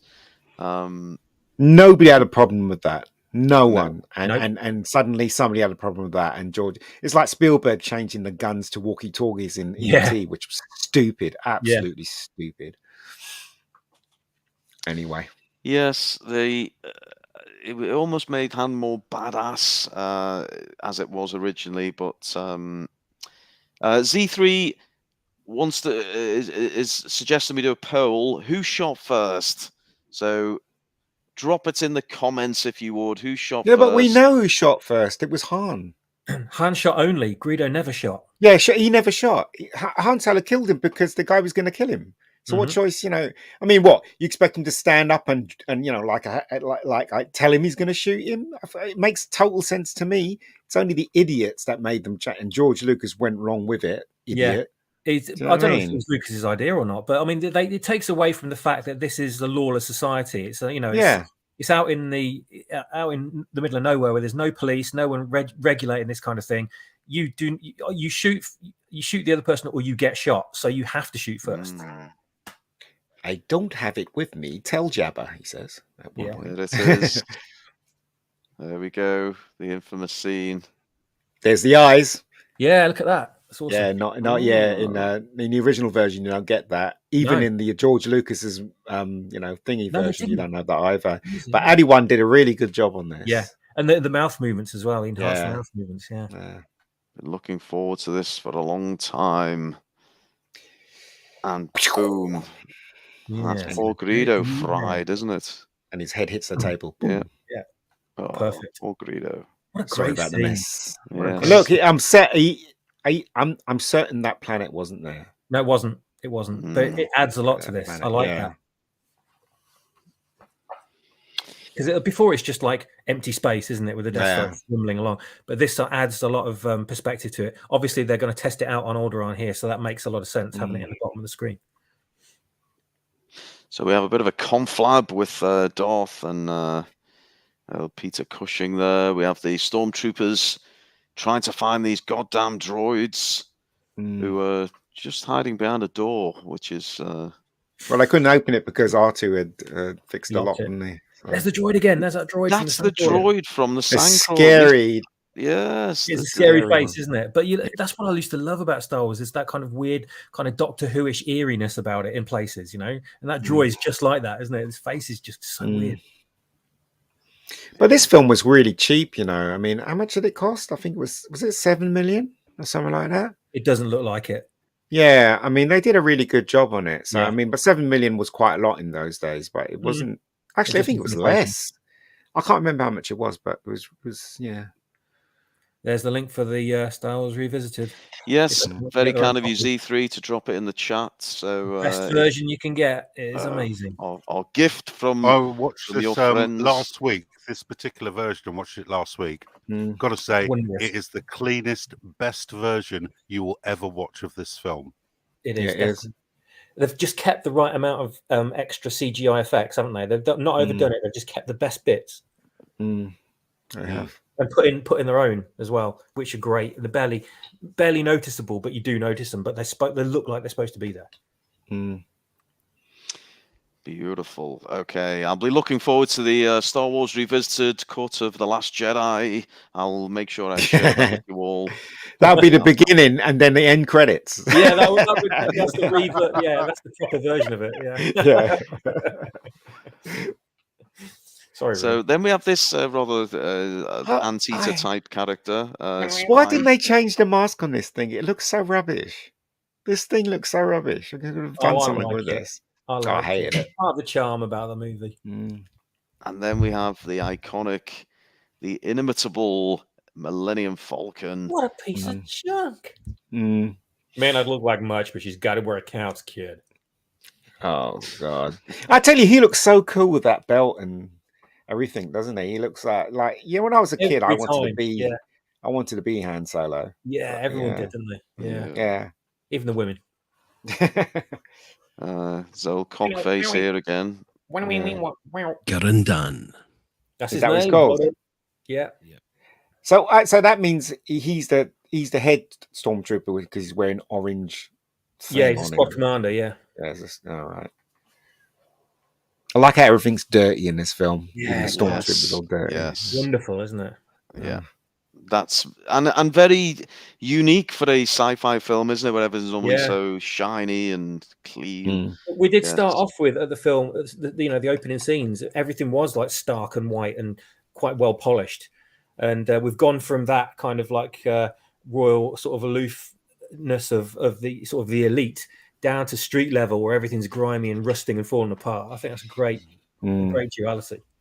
Why do I can't help but feel BIGT Moore has been grassed upon in his past? He's very keen to point out the grasses in this film.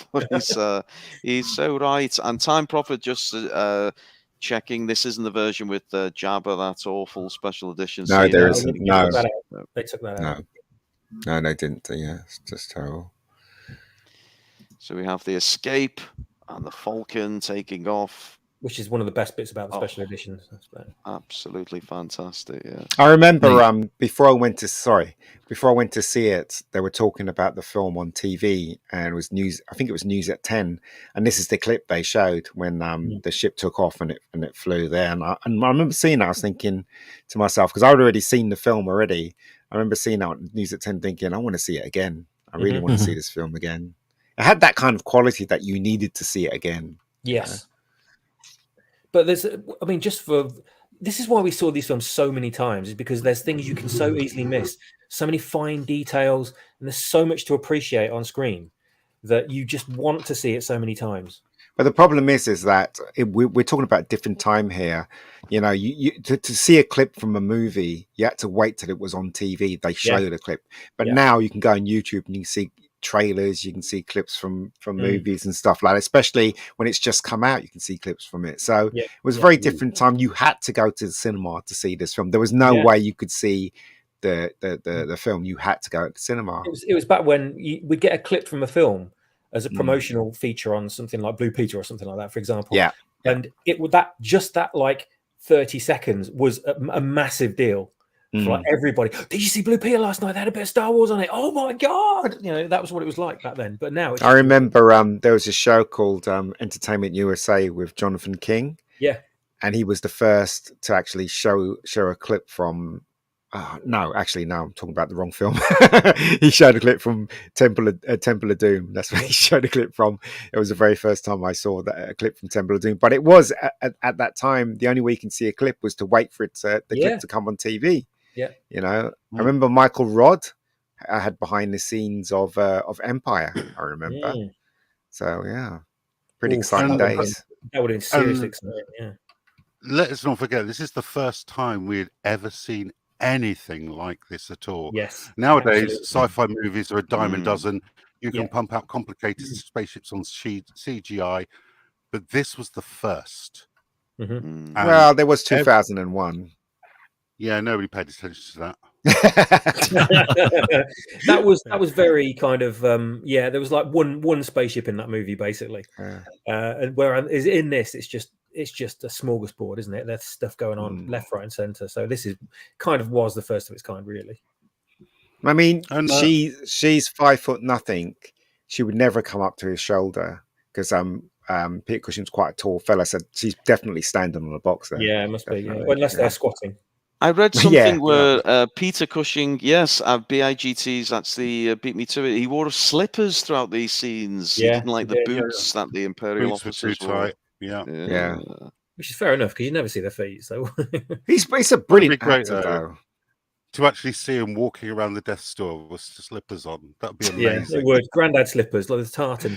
If it was shot today, people would be with their phones, wouldn't they, videoing it and stuff like that. You can't. People video everything these days. It's absolutely crazy. I know someone on Instagram, and I know her life because she just puts everything what she does. It's absolutely crazy. So obviously, this is the testing of the Death Star. That is a mixer for TV. It's a wow. Really? Wow. It's a mixer. Yeah, it's a thing because when they pull the thing, that's what changes from one picture to the next. So they can't fool me. There you go. Love these guys. I know all they did was sit there and press buttons, but great design. Love the Imperial logo. They're just so memorable when they're not on screen. They're just stuck in your head, aren't they? You can't forget the designs. Have you got that shot? See that shot there? Family Guy took the piss out of this, didn't they? Yeah. When they were going, they could have just had a rail here, somebody could fall. It was like somebody could fall off here, It's almost like if you got assigned that duty, it was like as some kind of punishment. Yeah. Yes, the Death Star fires. Really unusual design where the lasers kind of join at a central point and then expand out. It's and then poor old Alderaan takes the hit. Thousands of voices. Yes. And then we get this, really contrasting scene in the kind of what you call it, the mess room of the Millennium Falcon, and yes, it's Luke with I don't recognize what he's doing here. Is it training or something? I don't know. Training. I don't get it at all. Not going to worry about that. He's the color he's using a lightsaber and not throwing it over his shoulder. Not the color corrected, can't even speak, lightsaber here. That was He did, It was kind of like a vague sort of whitish sort of color, wasn't it? But they added the blue back in, which is beautiful. That's Ariwan. Has that ever been corrected in the? I know it went several special editions without being corrected. I guess they were keeping that up their sleeves for one final special edition. Yeah, I do have a channel. It's called the Rebecca Gold channel. There you go, Melvin. Rebecca Gold channel. You've got one more subscriber now, Mega Geek. Well done. Excellent. I think just look up Rebecca Gold. Sorry, Karen. All right, I was just going to say, Adiwan he saturated the color a bit more on this, I think. Right. He did. And isn't this the famous scene when Harrison Ford says those lines that he kept taking a mickey out of George Lucas? The bit where he was talking about there are 1,000 things in the universe I don't believe in the Force or whatever. I can't remember the lines, but he said it's so dull. Awful, man. Yeah. He said it's so with no emotion whatsoever. Yeah, because he obviously thought this film was going to be a big flop. Obviously, another iconic scene. I mean, it just you realize how many small passing scenes, but they're so memorable. And yes, we have the old hologram chessboard. What's the canon name for it? Brian would know. Right? There we go. Always let the Wookiee win. There's Han. Oh, That's the scene. got another great meme. Mm. Great stuff. And then Luke training with the droid. I didn't notice before the bags of cocaine behind Luke there on the wall. Yeah, I think it's yes, a pillow. that's Carrie Fisher's from. Yeah, yes. yeah, the pillows. Yeah, probably. But again, fantastic background scenery here. Just really That set is just incredible, isn't it? Beautiful, absolutely beautiful. Mm. And I never really got the point of a blaster shield on a helmet. When is it ever useful to have a blind so you can't see? Yes, I don't know. Maybe someone will explain it. Maybe it's the blaster shield to put down and just put the X-wing in an auto so he can fall asleep. Yeah, maybe just put it on auto. Just put the thing down, cover his eyes, and go to sleep. Mega Geek, you have a new subscriber. Oh, thank you very much, Melvin. There we go. Cheers, and mate. if anyone else would like to, there you go. There's Mega Geek's channel. So I'm not familiar with YouTube, but I believe you have to unsubscribe from Mr. Brown and then you subscribe to Mega Geek. I think that's how it works. So there we go. So we got Luke using the Force or training to use the Force, and some great scenes here. And then you've taken your first step into a larger world. Yes.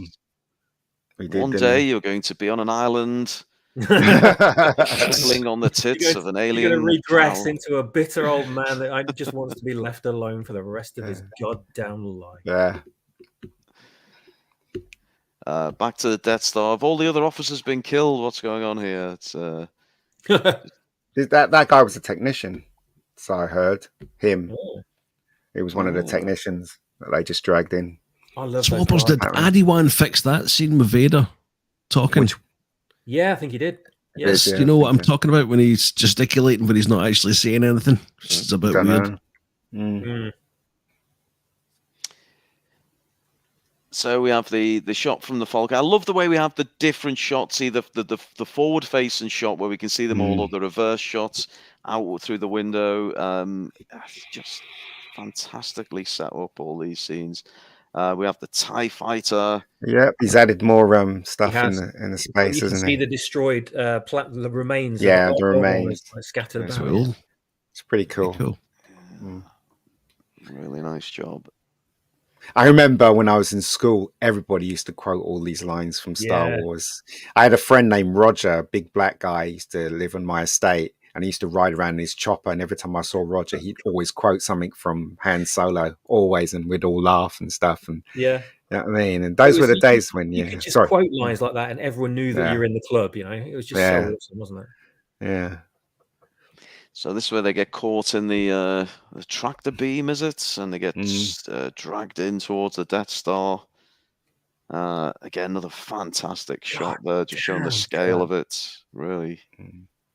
But you see, the thing is, though, I don't understand how they did that shot there, because to actually make it look that size, I don't know what lens they put on there, because or the model was huge. I don't know. I don't know how they did, or half of it was a matte shot, maybe. I don't know. Yeah, but it looks huge. Yeah, it does. Yeah, this is almost like inch for inch perfect to the Macquarie concept art. Yes,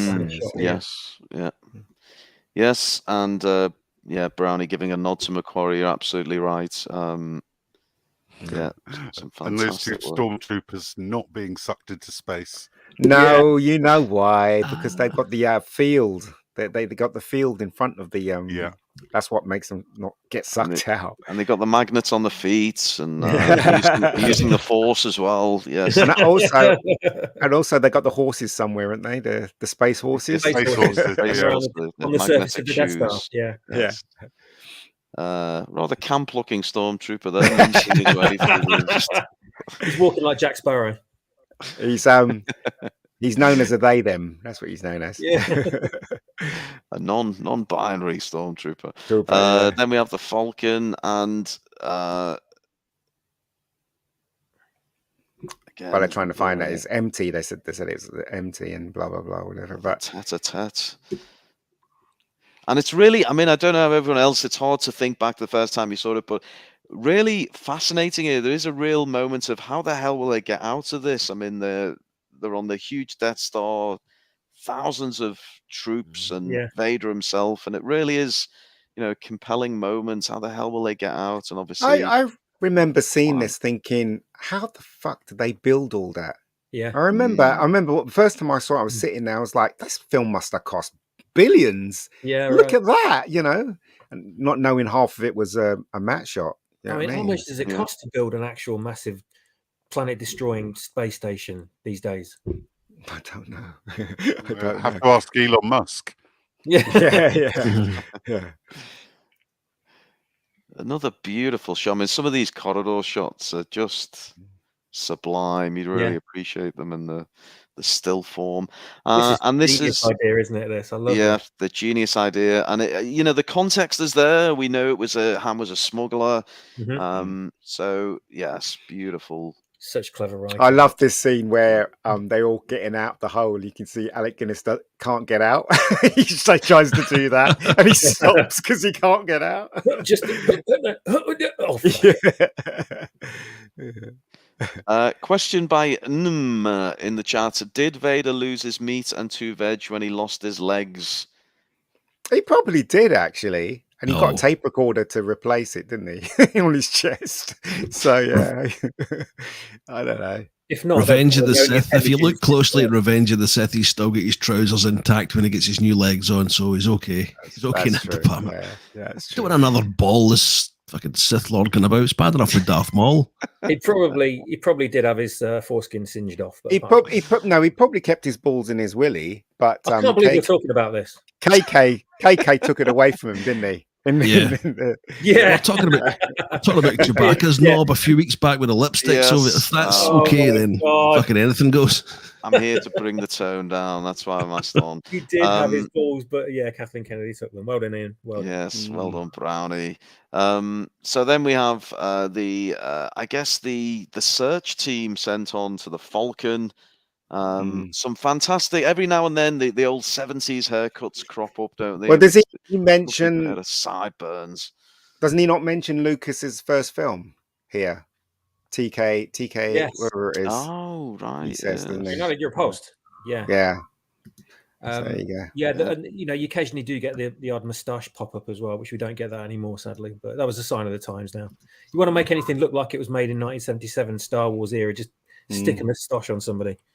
And the I think it's sideburns. is it not Cell Block 1138, but it's TK426 he calls. Yeah, it's the TK thing that's That's linked it. with the film, isn't it? Yeah.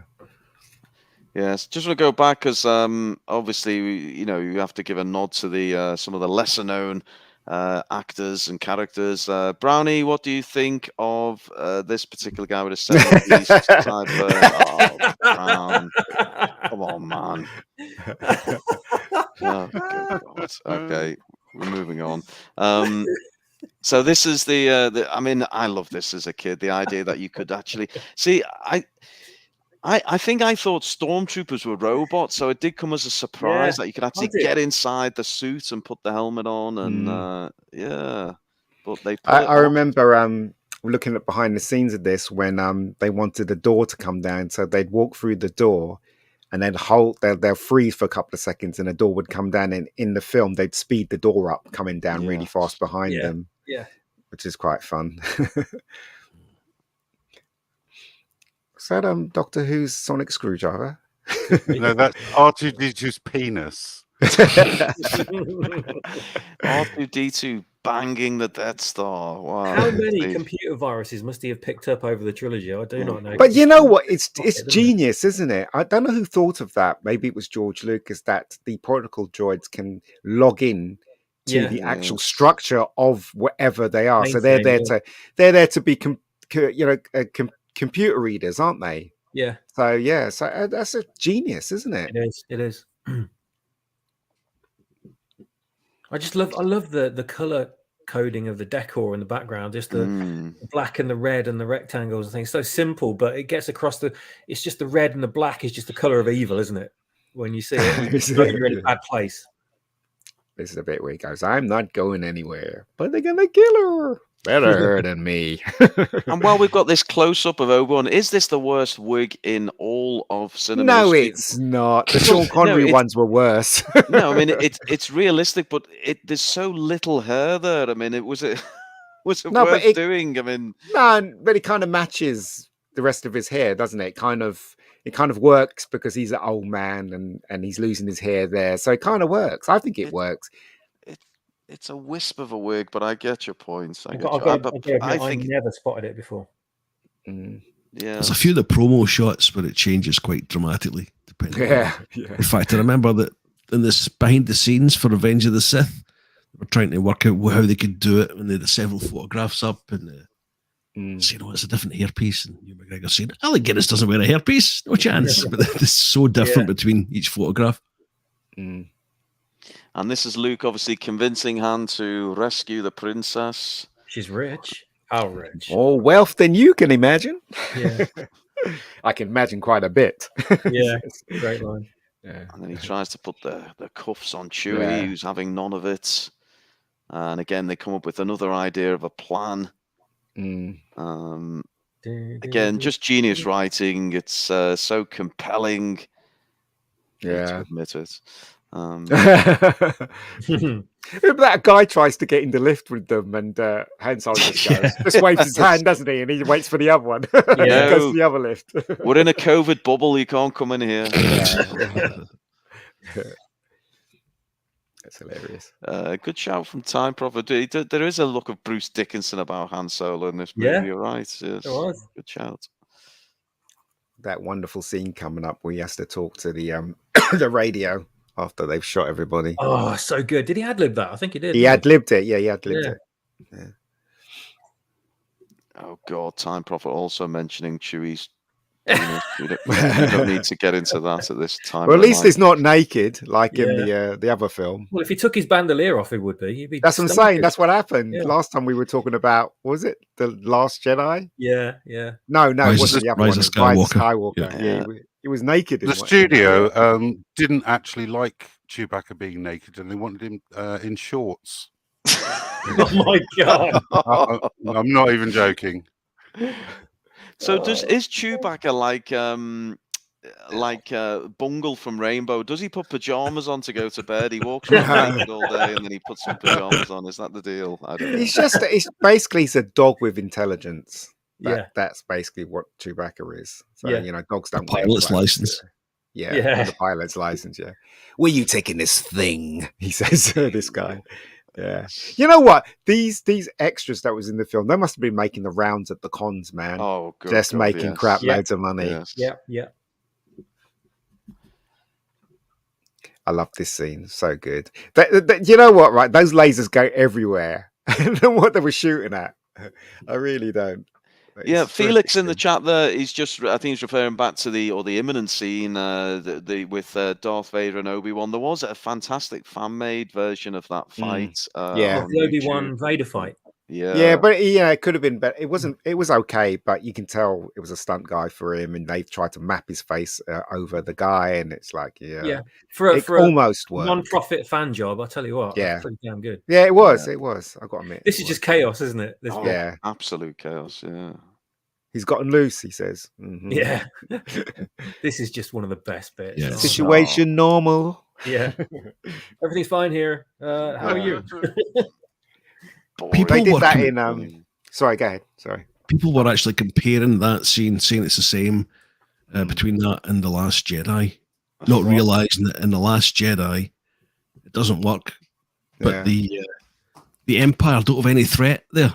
Whereas here, the Empire still retain their threat; they're still credible. Yeah. He's the comic relief. Yeah. What's that film with Simon Pegg with the alien? Oh. Yeah, they copied that line, didn't they? They did. Yeah, nice bit of fan reference there. Yeah, I did like that. Also, you can see the shape for. Not the rather sexy pose here from Princess Leia. Brown, what do you think? No. Oh, she doesn't look enough like her feet aren't out and her toes aren't irreparably damaged like Brie Larson. Honestly, this is that shot right there is probably the reason at 4 years old I'd started my sexual awakening early. Which God. Luke Skywalker are we talking? No, before he This changed one? the shot. Thank you. Yes, thank you. Yeah. Good old Leia. Yes. But I mean, it was. I don't know if it was deliberately done this way, but there were a time when they used to. I mean, I don't understand where this attitude comes from today, right? People watch films. They watch these kind of films because they want to be like the characters. And if you've got a gorgeous woman like Carrie Fisher, women would want to be her, and also men would fancy her. That's the whole point of movies, for God's sakes. I just don't understand their thinking today. No, it's madness. They're not trying to entertain, are they? They're trying to preach. No. That's what the difference is. Back to the conference room, and then we're building up to this epic showdown. We're going to get there shortly. But first of all, they are set upon by stormtroopers, and a seemingly no way out yet again. What are they going to do? And then it's a moment of heroism, isn't it, for Leia? Princess Leia saves the day. Yeah. Or saves that scene, put it that way. Yes, Andy getting aroused in the chat there. Andy, keep it civil, my man. Comfortable. Does that mean comfortable to lay on or comfortable on? I don't know quite what he's saying there. We'll need you to clarify your comments there, Andy, when you can. So here we go. Here's the kick-ass moment for Leia. And getting a shoot, fly boy. Some shot of Luke there, isn't it? Yeah. I'm just reading the Last Jedi script. Yeah. And if you've seen the Disney animated version of these scenes, Leia actually kicks Chewie in the nuts, and before she bundles him through the hole. So disrespectful. Yes. Yeah. And then obviously they end up in the trash compactor. Another iconic scene. It's just really one after the other, isn't it? In this great movie? lines, though. It's a wonderful smell you've discovered. Yeah. Yeah, but they do that one in Revenge of the Sith as well, I think, don't they? Yeah, it's a shame they keep copying stuff. And after this scene, the Chewbacca costume absolutely stank for the rest of the movie. That's what she said. That's what Carrie Fisher said, that he especially in Empire Strikes Back, the bit at the ending when he gets a case in carbonite, she said that he smelt really bad. But it's not his fault because he's in that thing. Do you know what I mean? He's in that costume. I mean, what else, Oh, no. This was due to all the water in the... yeah, I know this one as well. Yeah, I know this one. An eye on a stick. Yes. This horrified me as a kid, this did. Oh, frightening. Yes, never wants to go near a swimming pool after this scene. I tell you, right, again, my friend Roger always used to say this line. Was that the line where they're going to get squashed? Says, one thing's for sure, we're all going to be a lot thinner. Yeah. I always used to say that. Always used to say it. Yeah. Great line. I love it. Fair question from Time Prophet. Why would you compact trash before sending it into space? Yeah. It's a fair point. They're trying to reduce their carbon footprint. That's right. That's right. That's what they're trying to do. Yeah. Yes, responsible. Garth dumping. Gunberg is probably on their case about it, I should think. Now, did Han actually think this would work? This pole thing, it did seem a bit flimsy. Trying to slow it down, isn't he? He's just trying to slow it down. And then we've got the screams of help coming through the microphone device thing, and obviously the droids are hiding away. And then C3 plays himself off as a Imperial droid here, I think, doesn't he? Or is that how it works? Yeah. And they locked us in there or something like that, he says, didn't they? Yes. And then he finally, he manages to fool the droids. But all the time, the walls are closing in. What a scene this is. And R2 is trying desperately to shut down the trash compactor.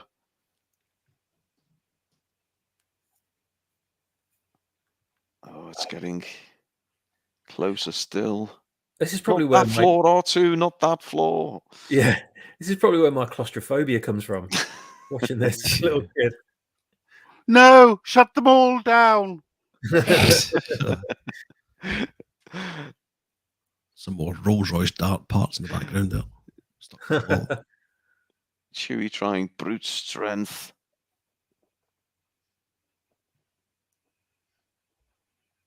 That's the link for the getting into panic mode now.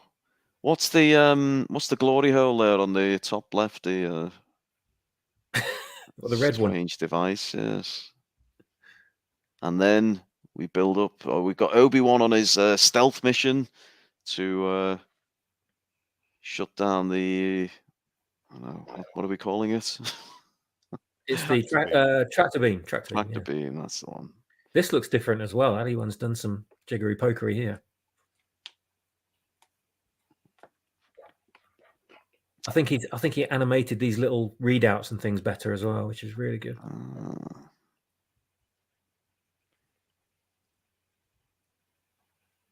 And then we've got our heroes trying to figure out a way to get back to the Falcon. And they are discovered. Han goes on a almost a suicide mission. And then this was definitely altered, wasn't it, in the for the Special remakes?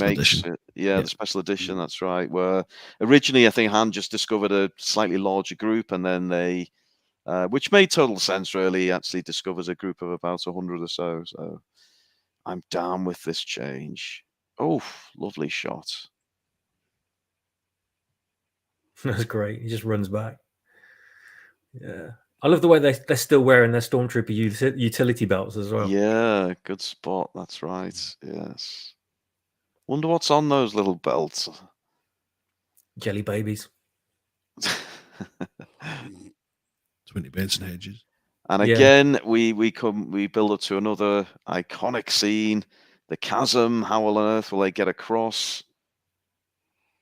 Apparently, no stunt doubles were used. Carrie Fisher and Mark Hamill did this in one take. Wow. Yeah, so we blast the door. They're trapped on the ledge. They've got stormtroopers firing from another ledge. Carrie shooting with her eyes closed. Still lands the shot. That's what's on the belt. Oh, there we go. Yes.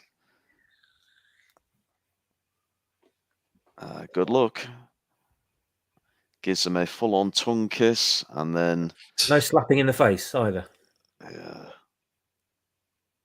And there we go. I always thought is she trying to give him a blowjob? She's rather low down on his body. What on earth is going on at this point? It's force a habit, Carrie.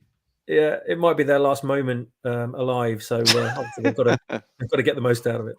Make the most of it, indeed. Also, a little point: most of the stormtroopers and Carrie Fisher in this, not Carrie Fisher in this one, most of the stormtroopers carry the guns in their left hand because of the way the gun's designed. It used to smack into their armor if they held it in their right. Wow! Wow! Dropping knowledge, C3. We do enjoy it. Yeah, because the armor isn't symmetrical, is it? Does anybody think about Spaceballs when I watch this film? Because I do. Every time I watch this film, I always think of Spaceballs, because Spaceballs did a really good parody, didn't they? It did. Of all these scenes, yeah. Better than The Last Jedi. Oh, God, yeah, much better. Dare you? So finally, we get to the duel between the two figures, Darth and Obi-Wan. I like the practical effect there when he goes to ignite the lightsaber. He's essentially just pointing it straight towards the camera and then just turns. Yeah, it's pretty clever. He's added more color on the lightsabers here as well. It's very nice. Have you? Anyone seen the Scene 34 revisited version? Yeah, I think Time Prophet or somebody earlier on mentioned it. Yeah. It's just incredible, isn't it? I love that so much. Yeah, remarkable. I mean, I have to say though, the original, it's sometimes mocked or whatever for being a little bit slow and pedestrian, but these are older men fighting, aren't they? So it did almost make sense that it would be a more sort of slower pace. No, but it doesn't make any sense because Darth Vader moved a lot more faster in the second one than he did on this one. Do you know what I mean? So it didn't really make more sense. But as I said, out of all the things that George Lucas corrected in in this Star Wars thing, some of the obvious things he didn't do, which is really puzzling. props were so fragile back then as well. Yeah. You know? Yeah. It was. They relied on the reflected light. I think they were spinning around. Yeah. Yes, everything's turned into a sexual innuendo now. Time proper. Thank you very much. But yes, again, beautifully framed where they're fighting in this kind of open doorway and the stormtroopers are looking on, and Luke will soon see what's happening as well. Yeah. And this is the moment, isn't it, where Obi-Wan decides it's time to pass into the netherworld. How does he do that though? He gets hit and his whole body disappears. Mm-hmm. Even his clothes. No. Well, the cloak remains. Yes. The cloak. Apart from the cloak, but everything else. Well, we only see the cloak, but there's probably the rest of his clothes in there somewhere as well. If you watch really closely, you'll see it's just the cloak and the hairpiece. They're the only two. Looks like he's fighting a Jawa in that last slide. Yeah. Yeah. Wow, what a matchup. Luke there got kicked in the balls. It looks like, didn't he? Yeah. Oh, yeah. We're after midnight, so I feel I can put these messages up on screen now. But come on, Andy. So then we have our heroes. Is this where Darth Vader kind of pads the remnants of the cloak with his feet, the smouldering remnants? It is, yeah, rather poignant, isn't it? And then Darth is trapped behind the blaster door while our heroes make their escape. The door, kid. Yeah. Yeah. He's a good shot, Luke. Yeah. Nice topical one from BIGT there. That earlier reaction was Luke when he received his gas bill, indeed. And such a great shot. Yeah, it really is. And this sequence coming up next, Addy1 done a really good job. It's far more exciting this version where they take on the TIE fighters than it was in the original version and in the Lucas version as well. Really is. You're right. Yeah. And you think, I mean, we're just over 2 hours on our stream, and that the entire film itself is just over 2 hours. What an amazingly fast-paced scene, apart from maybe the opening sequence with the droids and that kind of slow build-up. But when you think how many scenes we've had one after the other, and we've just had this sort of Death Star, Obi-Wan, Darth Vader duel, we're escaping from the Death Star, and then we're straight into the space dogfight. You know, really is quite relentless at times, this film. Pacing, it's just awesome, isn't it? It's just amazing. Look, there's no fat here to be trimmed whatsoever. It's just been shoved along like you're on a roller coaster. Yeah. I remember my friend Roger, I was in his house, and he used to pick up the stool and pretend to do this scene. And his gran came in and went, "What are you doing? What are you doing to the stool? Put it down, you crazy boy." I love that. That's great. Absolutely hilarious. The actual physics and the layout always confused me on this one. Like they both climb either up or down a ladder, but that's because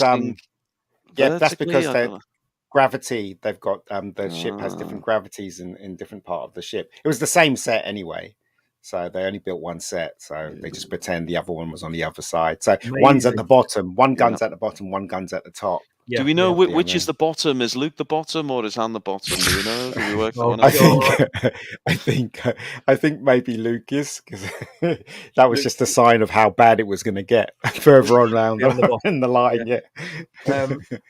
Because the ship has centralized gravity, doesn't it? So the it is right in the center of the ship because it's all artificial gravity. So I think Luke's poking out the bottom, Han's poking out the top, and and when they're sat in their seats, obviously they're strapped in. So that's how it works generally. Which they got it completely wrong in the sequel movies, but we'll move on from that. Yeah.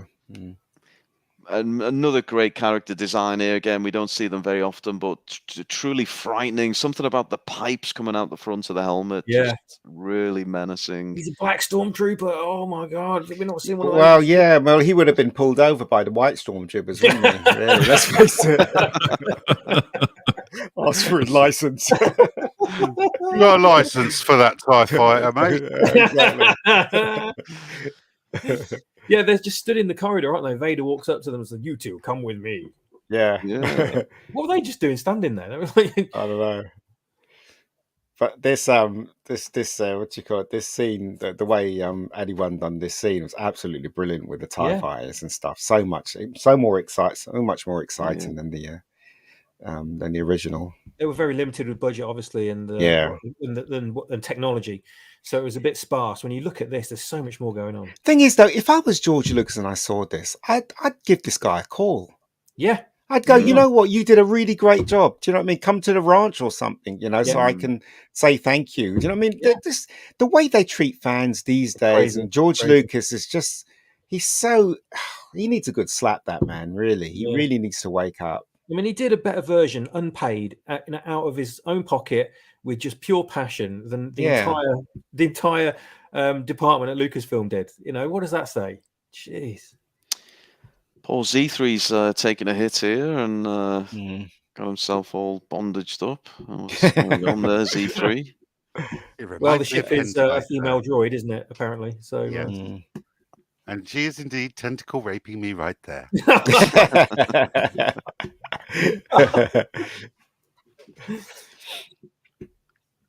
It is a wonderful design, the Millennium Falcon. It really is fantastic. Yes. And this is not hyperspace jumping, for God's sakes. This is just hyperspace. Light He knew where he speed was skipping. going. Light speed skipping. It was stupidness.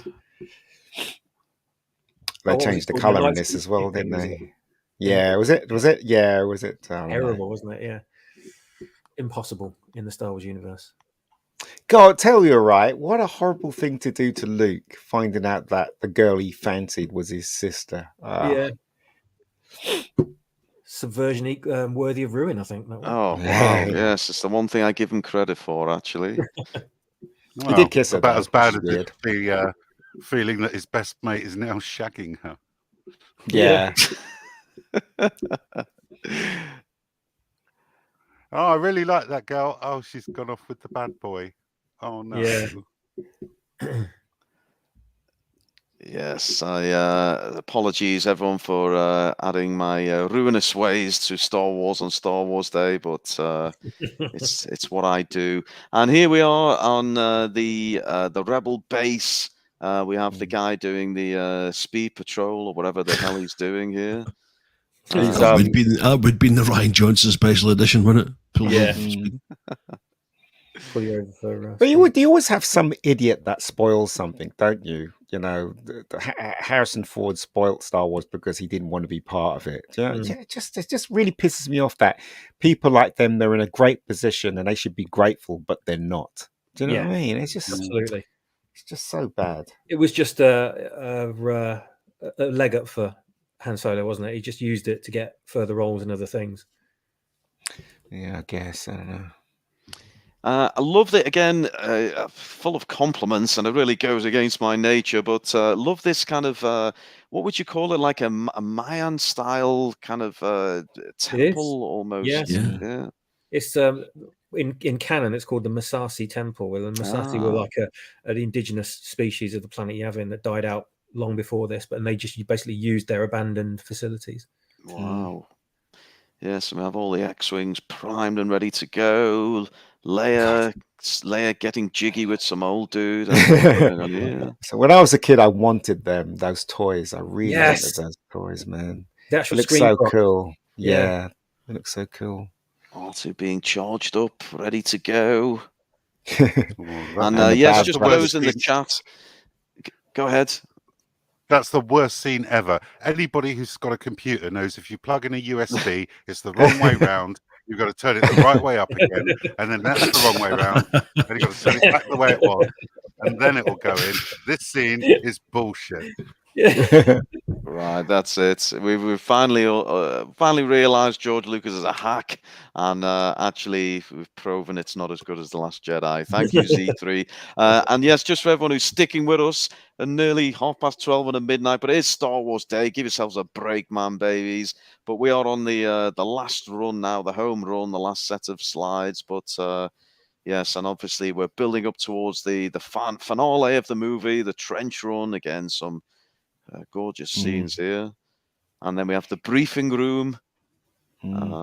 Luke's still in his karate gi. Look at that guy on the right. Oh, don't, Ian. I was just thinking that. Don't. Jeez. Is that a girl on the left? Was that a guy? It's definitely a guy, but it's the mullet. It's a guy. Yeah. I'm tempted to do a snog, marry, avoid on this scene, but I don't think we've got time. So we're just going to cycle on. It really does look like these guys are just dragged out of the street, doesn't it? And just put in outfits. And then they've made a living from doing the conventions for the last 40 years. Yes. Han Solo lingering in the back, doesn't seem to change the graphics. Change the graphics in the front. Yeah, he updated the graphics. They're really good. Yeah. It's quite cool. Brownie would marry all of them, apparently. What he's drinking tonight, but I'll have one. So we're getting the strategy here for attacking the weak point in the Death Star. I really love this. I mean, it's exposition, but it's good exposition, would you say, Mega Geek? I mean, it's setting up the finale. The thing about exhibition, I was about to say. The thing about this is that they have it in the film because that's the type of film it was. It's an homage to all those serials, Flash Gordon. The stories are very simple. They actually laid the ground for you in the script, and this is what Star Wars was doing. The reason why the action came thick and fast is because of the serials. Because in the old days, the serials were only 30 minutes, weren't they? You go to the cinema was it the 40s or the 50s, and black and white Flash Gordon would play for 30 minutes, whatever, and then you have to come back to cinema to see the other, the other bit. So he was sticking 30 minutes of action throughout the film. He was just making a homage to those kind of movies. So yeah, it was telling you the story as it went along. He got paid. I wonder what's in those boxes. Yeah, because they look heavy, don't they? Well, is this not Han's payment for? Yeah, it is. He's planning to leave at this point, isn't he? Yeah, to pay Jabba. Wasn't he? He's going to go and pay Jabba. Sorry, these are Kathleen Kennedy's blackmail photos. Compromising like all of Hollywood. Yeah. Or Brownie has a theory there. Could be Carrie's Coke supply. Who knows? Plenty of it, whatever it is. This is his face here in this scene. It was just like he's just this smirk on his face, like he doesn't believe what he's saying. I love it. The Force be with you. Lol. Yeah. Do you know what? Right, he's the luckiest pirate in the galaxy. He just comes in towards the end of the fight, doesn't he? Shoots something, and then Luke blows up the Death Star, and then he gets a medal. What about all the rest of them that were there in the beginning of the fight? Another snogging scene here between Luke and Leia. As and Biggs. then Biggs, yes, turns up. It also reminds me of Tackleberry from fucking Police Academy. Does a bit. What's those things on their arms? They look like screwdrivers or something on their arms. What are they? I think they're like code cylinders, they're called. Oh, right. Yes. Yes. R2 being inserted into his cockpit. But you know what? It's a really good idea. I don't know if George Lucas thought of this, where you had droids that you connect to, kind of like USBs, and you know what I mean? They're kind of little computers that actually look after stuff. It's great. It's a really good idea. Yeah, really good idea.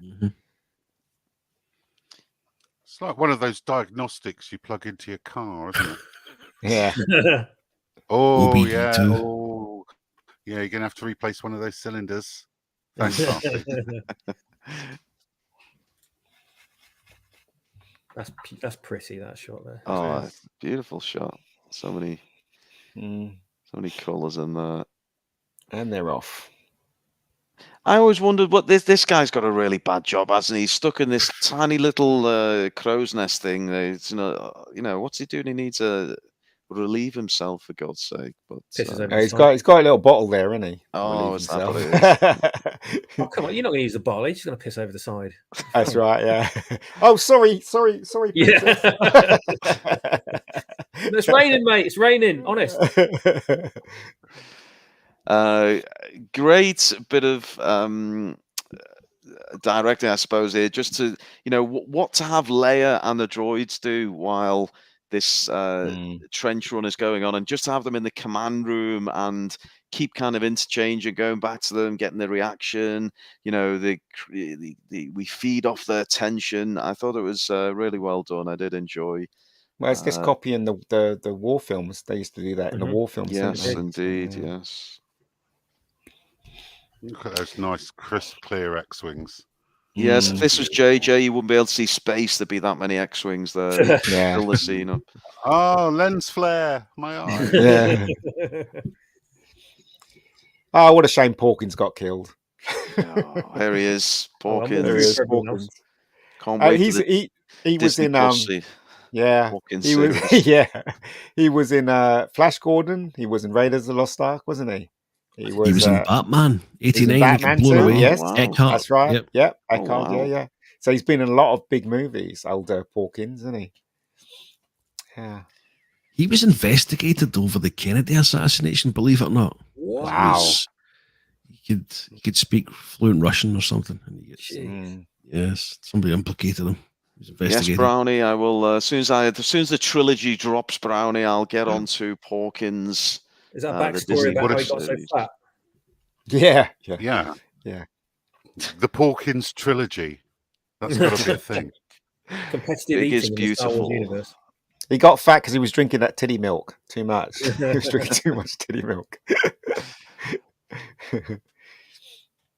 Oh, what a Here we great go. scene this is. Yes, Fantastic. it is truly great scene, and the way the X-wings move and fly, and yeah, it really is. This So this this whole sequence now new has scene. been excellently enhanced by Addy Wong.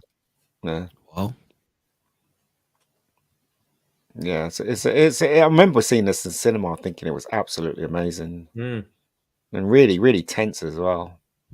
It really is. You don't know how it's going to turn out, do you? You really don't know, because it's Mm. got to this point of the movie. You think, oh, maybe the heroes will win, but there's so much at stake that you're still on the edge of your seat. Yeah. You see that X-wing just now. The actual exhaust things on the wings are actually round, aren't they? I think in the new ones they're only half. They Yes. cut them in half, don't they? Yeah.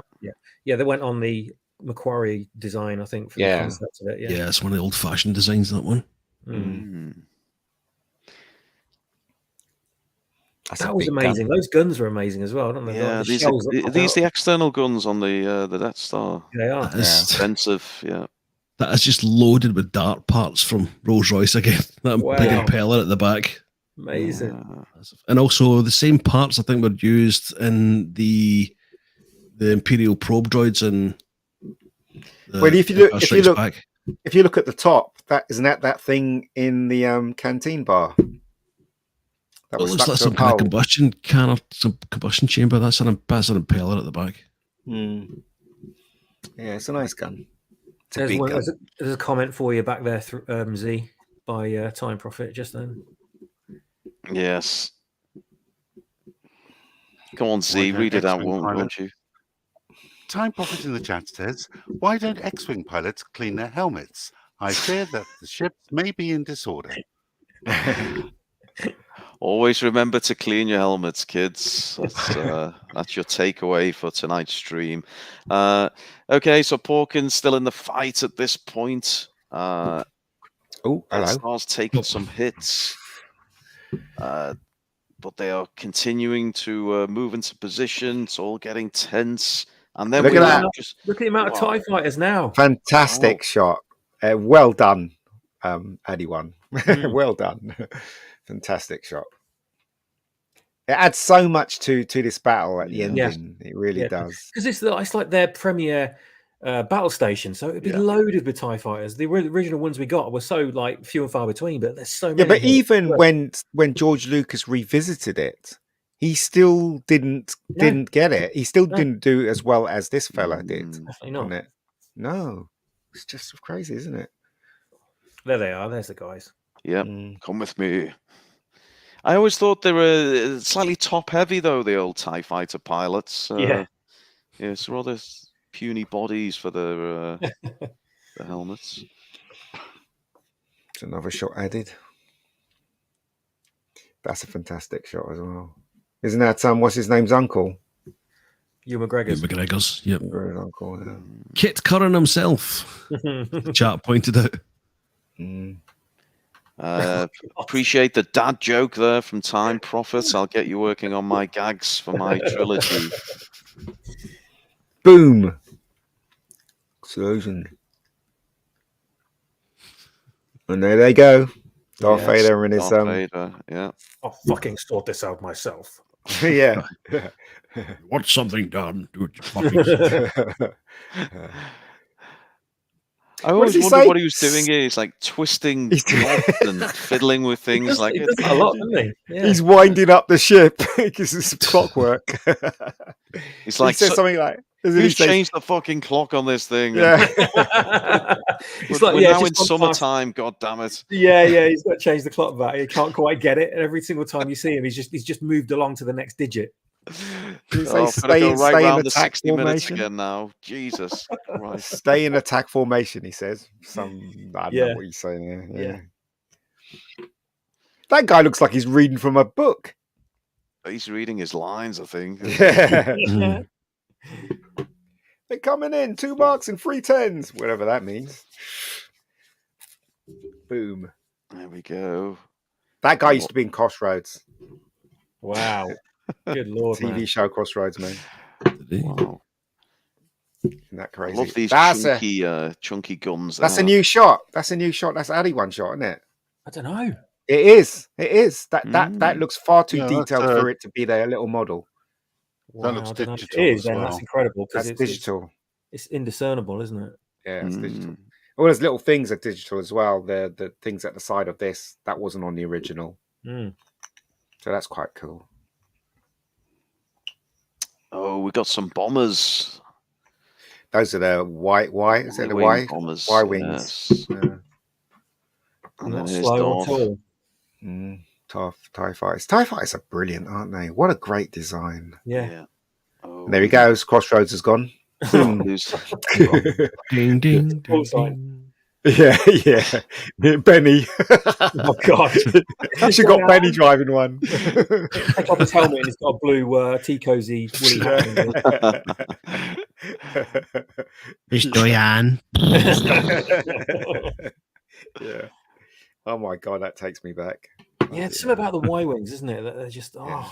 I love the Y wings. Yeah. I used to have one. I think it was a corgi. Yes, I think they were like dinky ones, weren't they? Like die cast. Yeah. This guy's sideburns is killing me. Oh yes. He used to be in Gentle Touch, the show on ITV. Gentle Touch. So yes, this is where he gives what's this guy? Tarkin. He gives Tarkin an out here, doesn't he? He gives him I'd mix him up with Darth Vader. Tarkin. He gives him an out. He says, "Sir, we can still get you away if we're quick, but no." He's evacuating our moment of triumph. He says, "I think not." Let's go. Yeah. Just quick check in with Brownie if he's still with us. Brownie, what are you making of our sideburned officer here? Oh, Brown, it's surely not, man. Okay.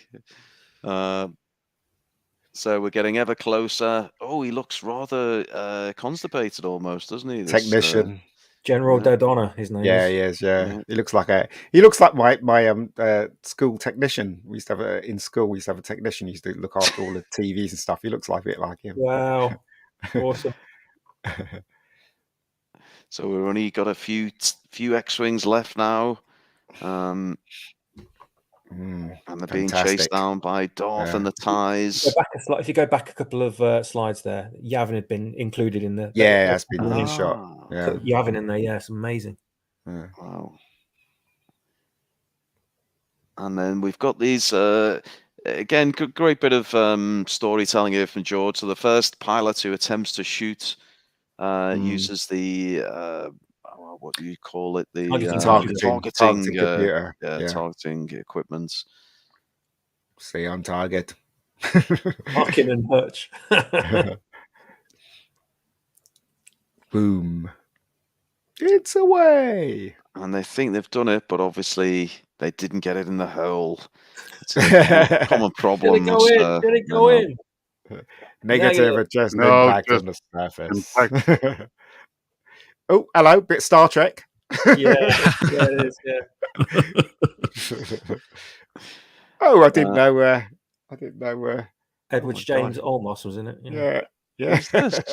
It's not him. That's not him. Is this one of Brown's holiday photos snuck into the deck? I think it's Brown's ex-boyfriend. Good old Vader. Vader's still on them. Bing, bing. Oh, this guy's enjoying himself, isn't he? He got shot and he's going down. He looks like Frank Carson's just told a joke about his mother-in-law. Hey, how's a cracker? Boom.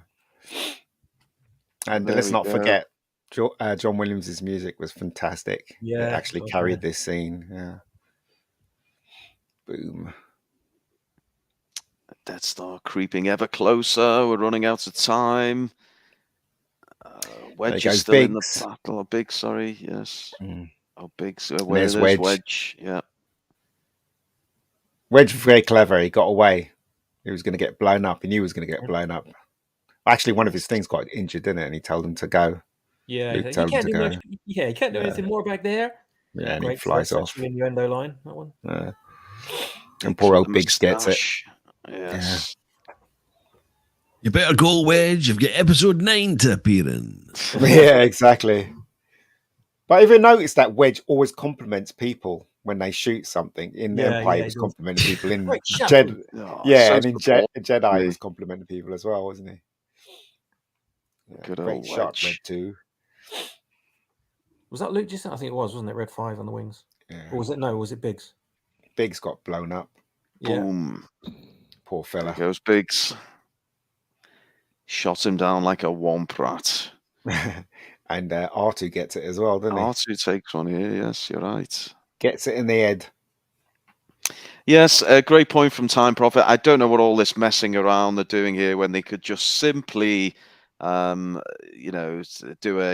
Admiral Holdo through the Death Star. I mean, I know, it's stupid, isn't it? It's but it's really a 1 in a million shot. Get a million ships then. It really is stupid, that film. Seriously. Luckily, they've got a million ships just in one scene. Yeah. Yes, hats off to you, JJ. So Darth Vader finally sorts out the clock on his TIE fighter. He can now focus on the task at hand. Lucas switched off the targeting computer. Look, turn off your computer. What's wrong? Nothing. I'm all right. Ben says, look, use the Force.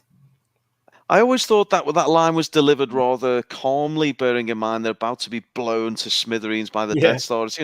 Luke, you seem to have turned off your targeting. Wouldn't it be more like, Luke, for fuck's sake, what the fuck were you? Yeah, it would be really, yeah. Luke could be shitting himself as well, let's be honest. Another one of Brown's ex-boyfriends made the cut. Poor Brown, he took some stick tonight, hasn't he? I do apologise, Brown. He spent all this time putting these beautiful slides together and we've done nothing but slate him. I'm sorry, Brown. We love you, really. Oh, look at that shot. He's added that as well. God, that's good. Yeah, you're right. Darth Vader's back of his head. Yeah. Never saw that originally. Yes, who does? Good. I remember the Atari game, the old Attack on the Death Star. Yeah. Boom! There's R2 gets it. R2. I just lost R2. Oh, it's so upsetting as a child. I thought that was it. I thought he was dead. And that added like another element of uncertainty to this whole battle. Yes. You didn't know if they were really going to make it out. Yeah. And then we're back to the command center. The added thing in the middle of that circle thing. Yeah. The graphics. The holographic imagery there. Yeah, amazing. God, how could I see out of those helmets? I know. Great design again. Really loved it. And it comes to Mixer. Yeah. So he's added all those lights in the back of Darth Vader's ship as well. All the red Oh, lights. the red you're right, lights. Yeah. I thought that was new. Yeah. Amazing. That's straight out of the TIE Fighter game. Mm. And we're really at the moment of truth now. It's 3-on-1. Surely nothing can save him. Here he is. Han Solo. See, this is one of the reasons. This is one of the main reasons why Luke is not a Mary Sue. He did not take down the Death Star on his own. He had an entire legion of fighters with him. He had R2 flying the ship for him part of the time and fixing all the things that went wrong with it. And then we've got a Han coming in at the end as well and like helping him out, blasting Darth Vader and his pursuit away. So without all of that, Luke would have died for sure. He would have. There we go, man, babies. You've heard it first. You're a clear kid. Now blow this thing and let's go home. Fantastic John Williams music. Thanks, Brown. Thanks for your contribution. Love that tonight, shot. Brown. Love that shot. That shot's fantastic. Yeah, it really is. Yeah, that's when Vader sort of looks up and around him, isn't it? Think, what the fuck was that? Yeah. I think Brown's got the character wrong. It's not Luke Stream Killer, is it? I think you've got the wrong.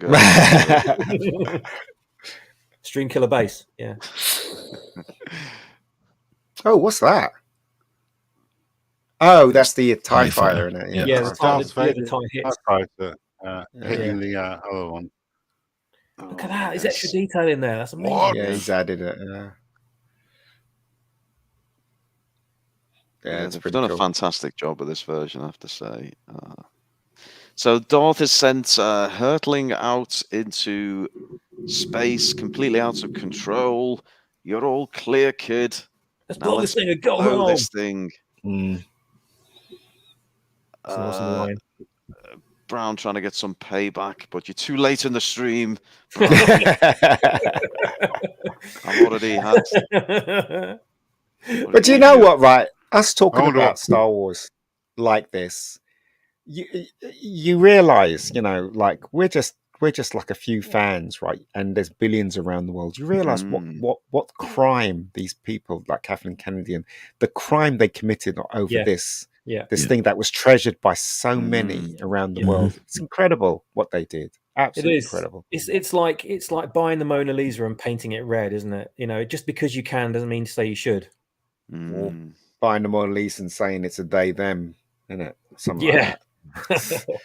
Giving it a side Mixer. TV Mixer. Mega Geek's never been so excited as when the TV Mixer appears on screen. Mixer. Yeah. And that's Grass Valley used to make them. I even know the company that makes them because I used to work in post production. Grass Valley. It's Grass Valley Mixer. A Y-wing did make it through the trench run. Yeah, right? It did. 3 ships made it out. Good Lord. And then this chap's ready to press the fire button, but unfortunately, before they can get the shot off, look, it's all primed there. It's ready to go. Another shot added. Boom. Yep.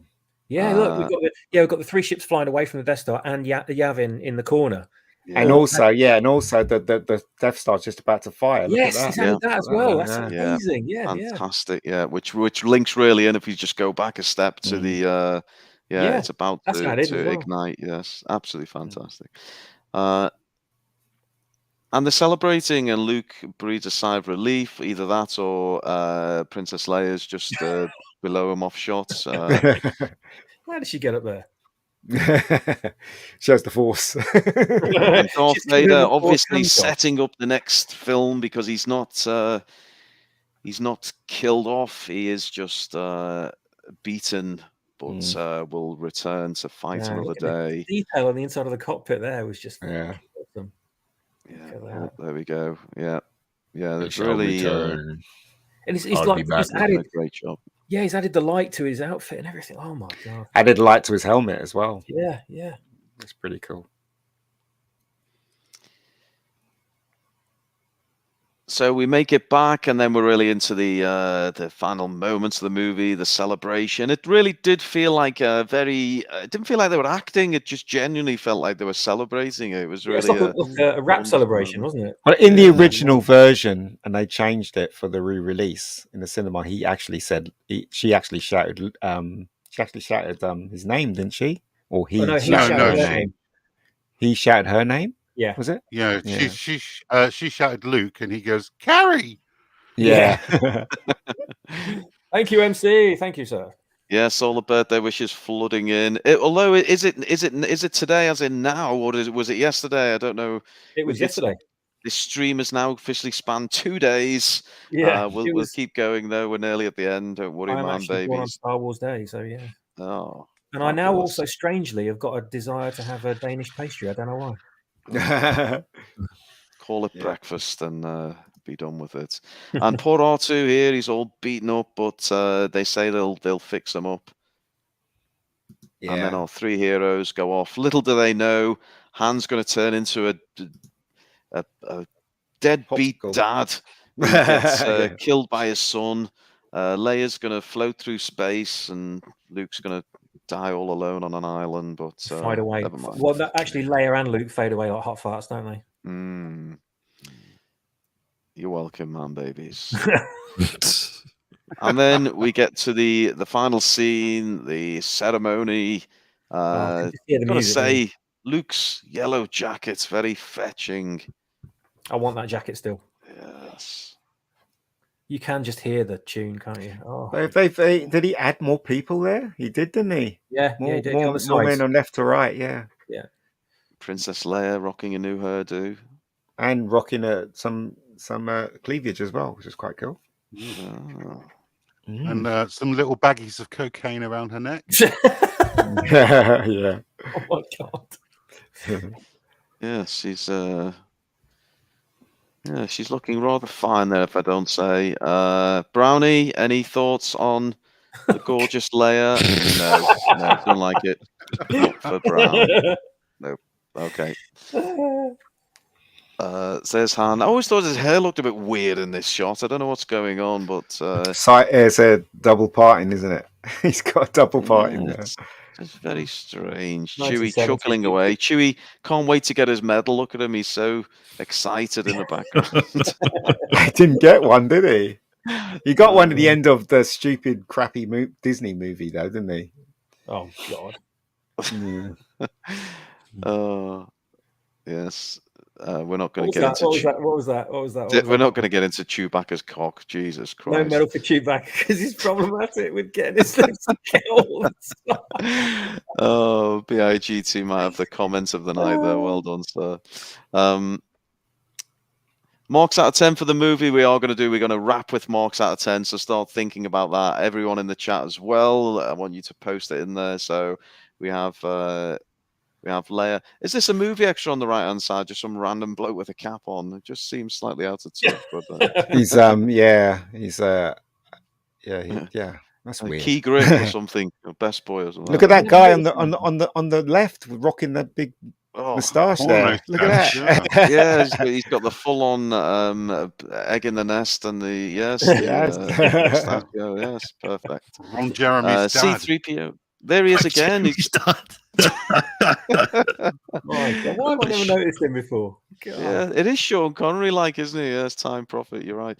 C-3PO looking all shiny, and then Luke gets his medal, and at this point I'm still in floods of tears. Go back 1 fucking second. Chewie's got a medal.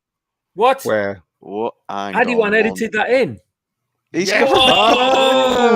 Oh no! He put a medal on Chewie as well. Wow, Just didn't see him amazing! get it. That's all. my Yeah. word. Wow, that's awesome. Has he got it in the final shot as well? I wonder. I don't know. We'll see. We'll see. But Well, it doesn't make any quite sense. They intriguing. never gave him a medal, though, did it? Let's face Yeah, we it. just don't see it get hooked around his neck, but he's got one. Wow. That's is crazy. extraordinary that they've done that. And Brown.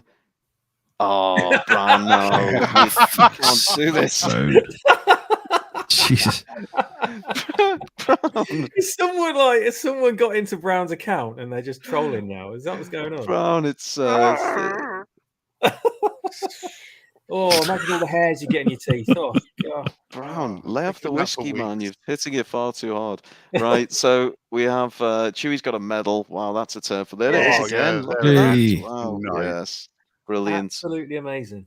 And there's our heroes. Brown just accepting that if it's got a pulse, it'll do. And yes, what a way to wrap it up. Written and directed by George Lucas. Wow, we are there. So, I mean, look, we're approaching the 2 hours 45 mark. What a great stream, though. Let's do, as I cycle through the credits, our marks out of 10 and closing comments. And Brian, we'll start with you if we could. Marks out of 10. I don't think you can give anything other than 10 for this. Maybe if you were a bit younger and you're used to seeing the CGI bollocks, then you might think it might not be quite as good. But storytelling wise, soundtrack, dialogue is criticised, but I love the kind of back and forth busting the balls between the three main cast members. I think that carries so much of the film. It's like the old style 30s type humour as well. Perfectly paced, perfect cinematography. I think it's the best, still to this day, the best self-contained story in the entire IP for me. And as much as I like Empire probably more, you can't doubt where this is in the cultural landmark, and especially at the time and how successful it was. Can't say enough, praise this movie enough, to be perfectly honest. Wow. Yeah, we got some ratings coming in the chat there. Lots of 10s and 11 even. I saw a 9. Z3, what do you make of this this fine movie? Timeless classic. Now, the original is a solid 9 out of 10. There's no mistaking that. But this particular version is a 10 out of 10. It's brilliant. The amount of detail that's been put into this and the corrections. It was an absolute luxury to watch this movie again in this format. So if anybody's thinking about downloading it, get it. You will not be disappointed. Yes, I second that, and it's been well. Actually, I'm yet to see this version, but just having gone through the stills, really impressive, I've got to say. And again, there is the link. Thank you, Z3. Mega Geek, what do you make of this movie? What is your score for it as well?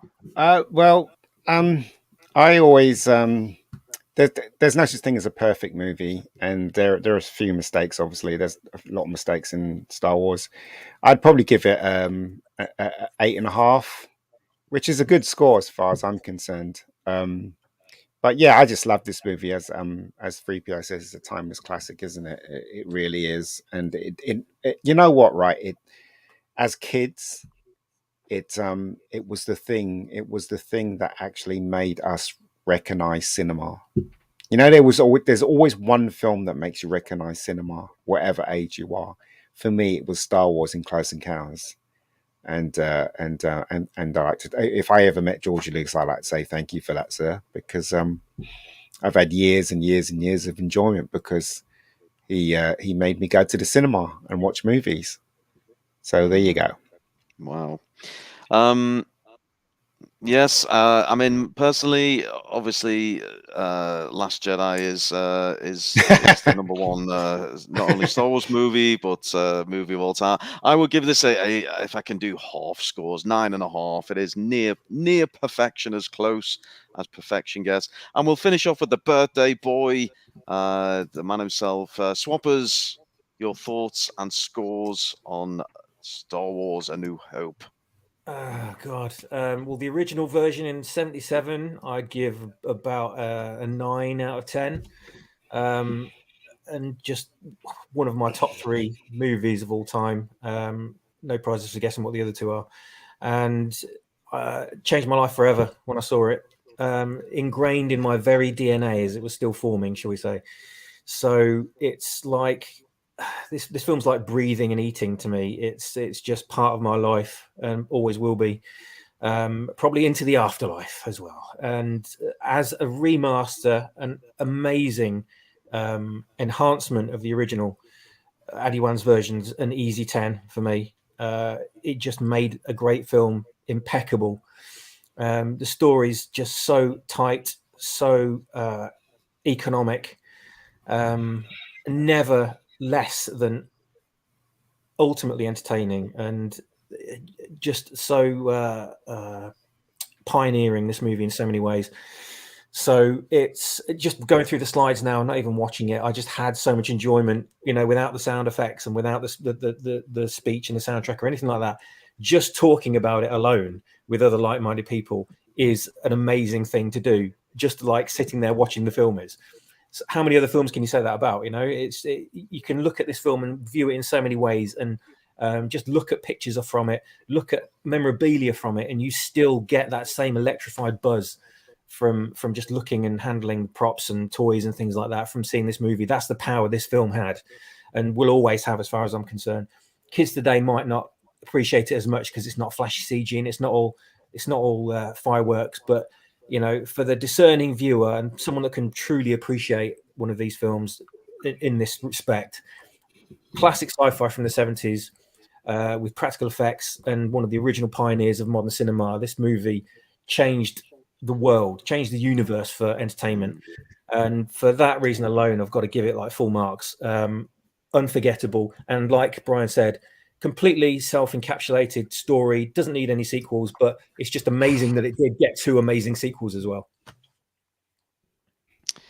Well, you summed us up absolutely perfectly, sir. And yes, thank you to all the chat for being such fun throughout. And apologies, I couldn't get a few more knob jokes in. I'll do my best next time.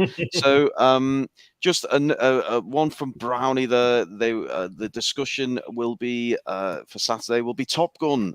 Is this Top Gun original or Top Gun Maverick, Brownie? You need to clarify that one. But I do like the symmetry between another film that came out in the 80s. Yes, it's going to be original.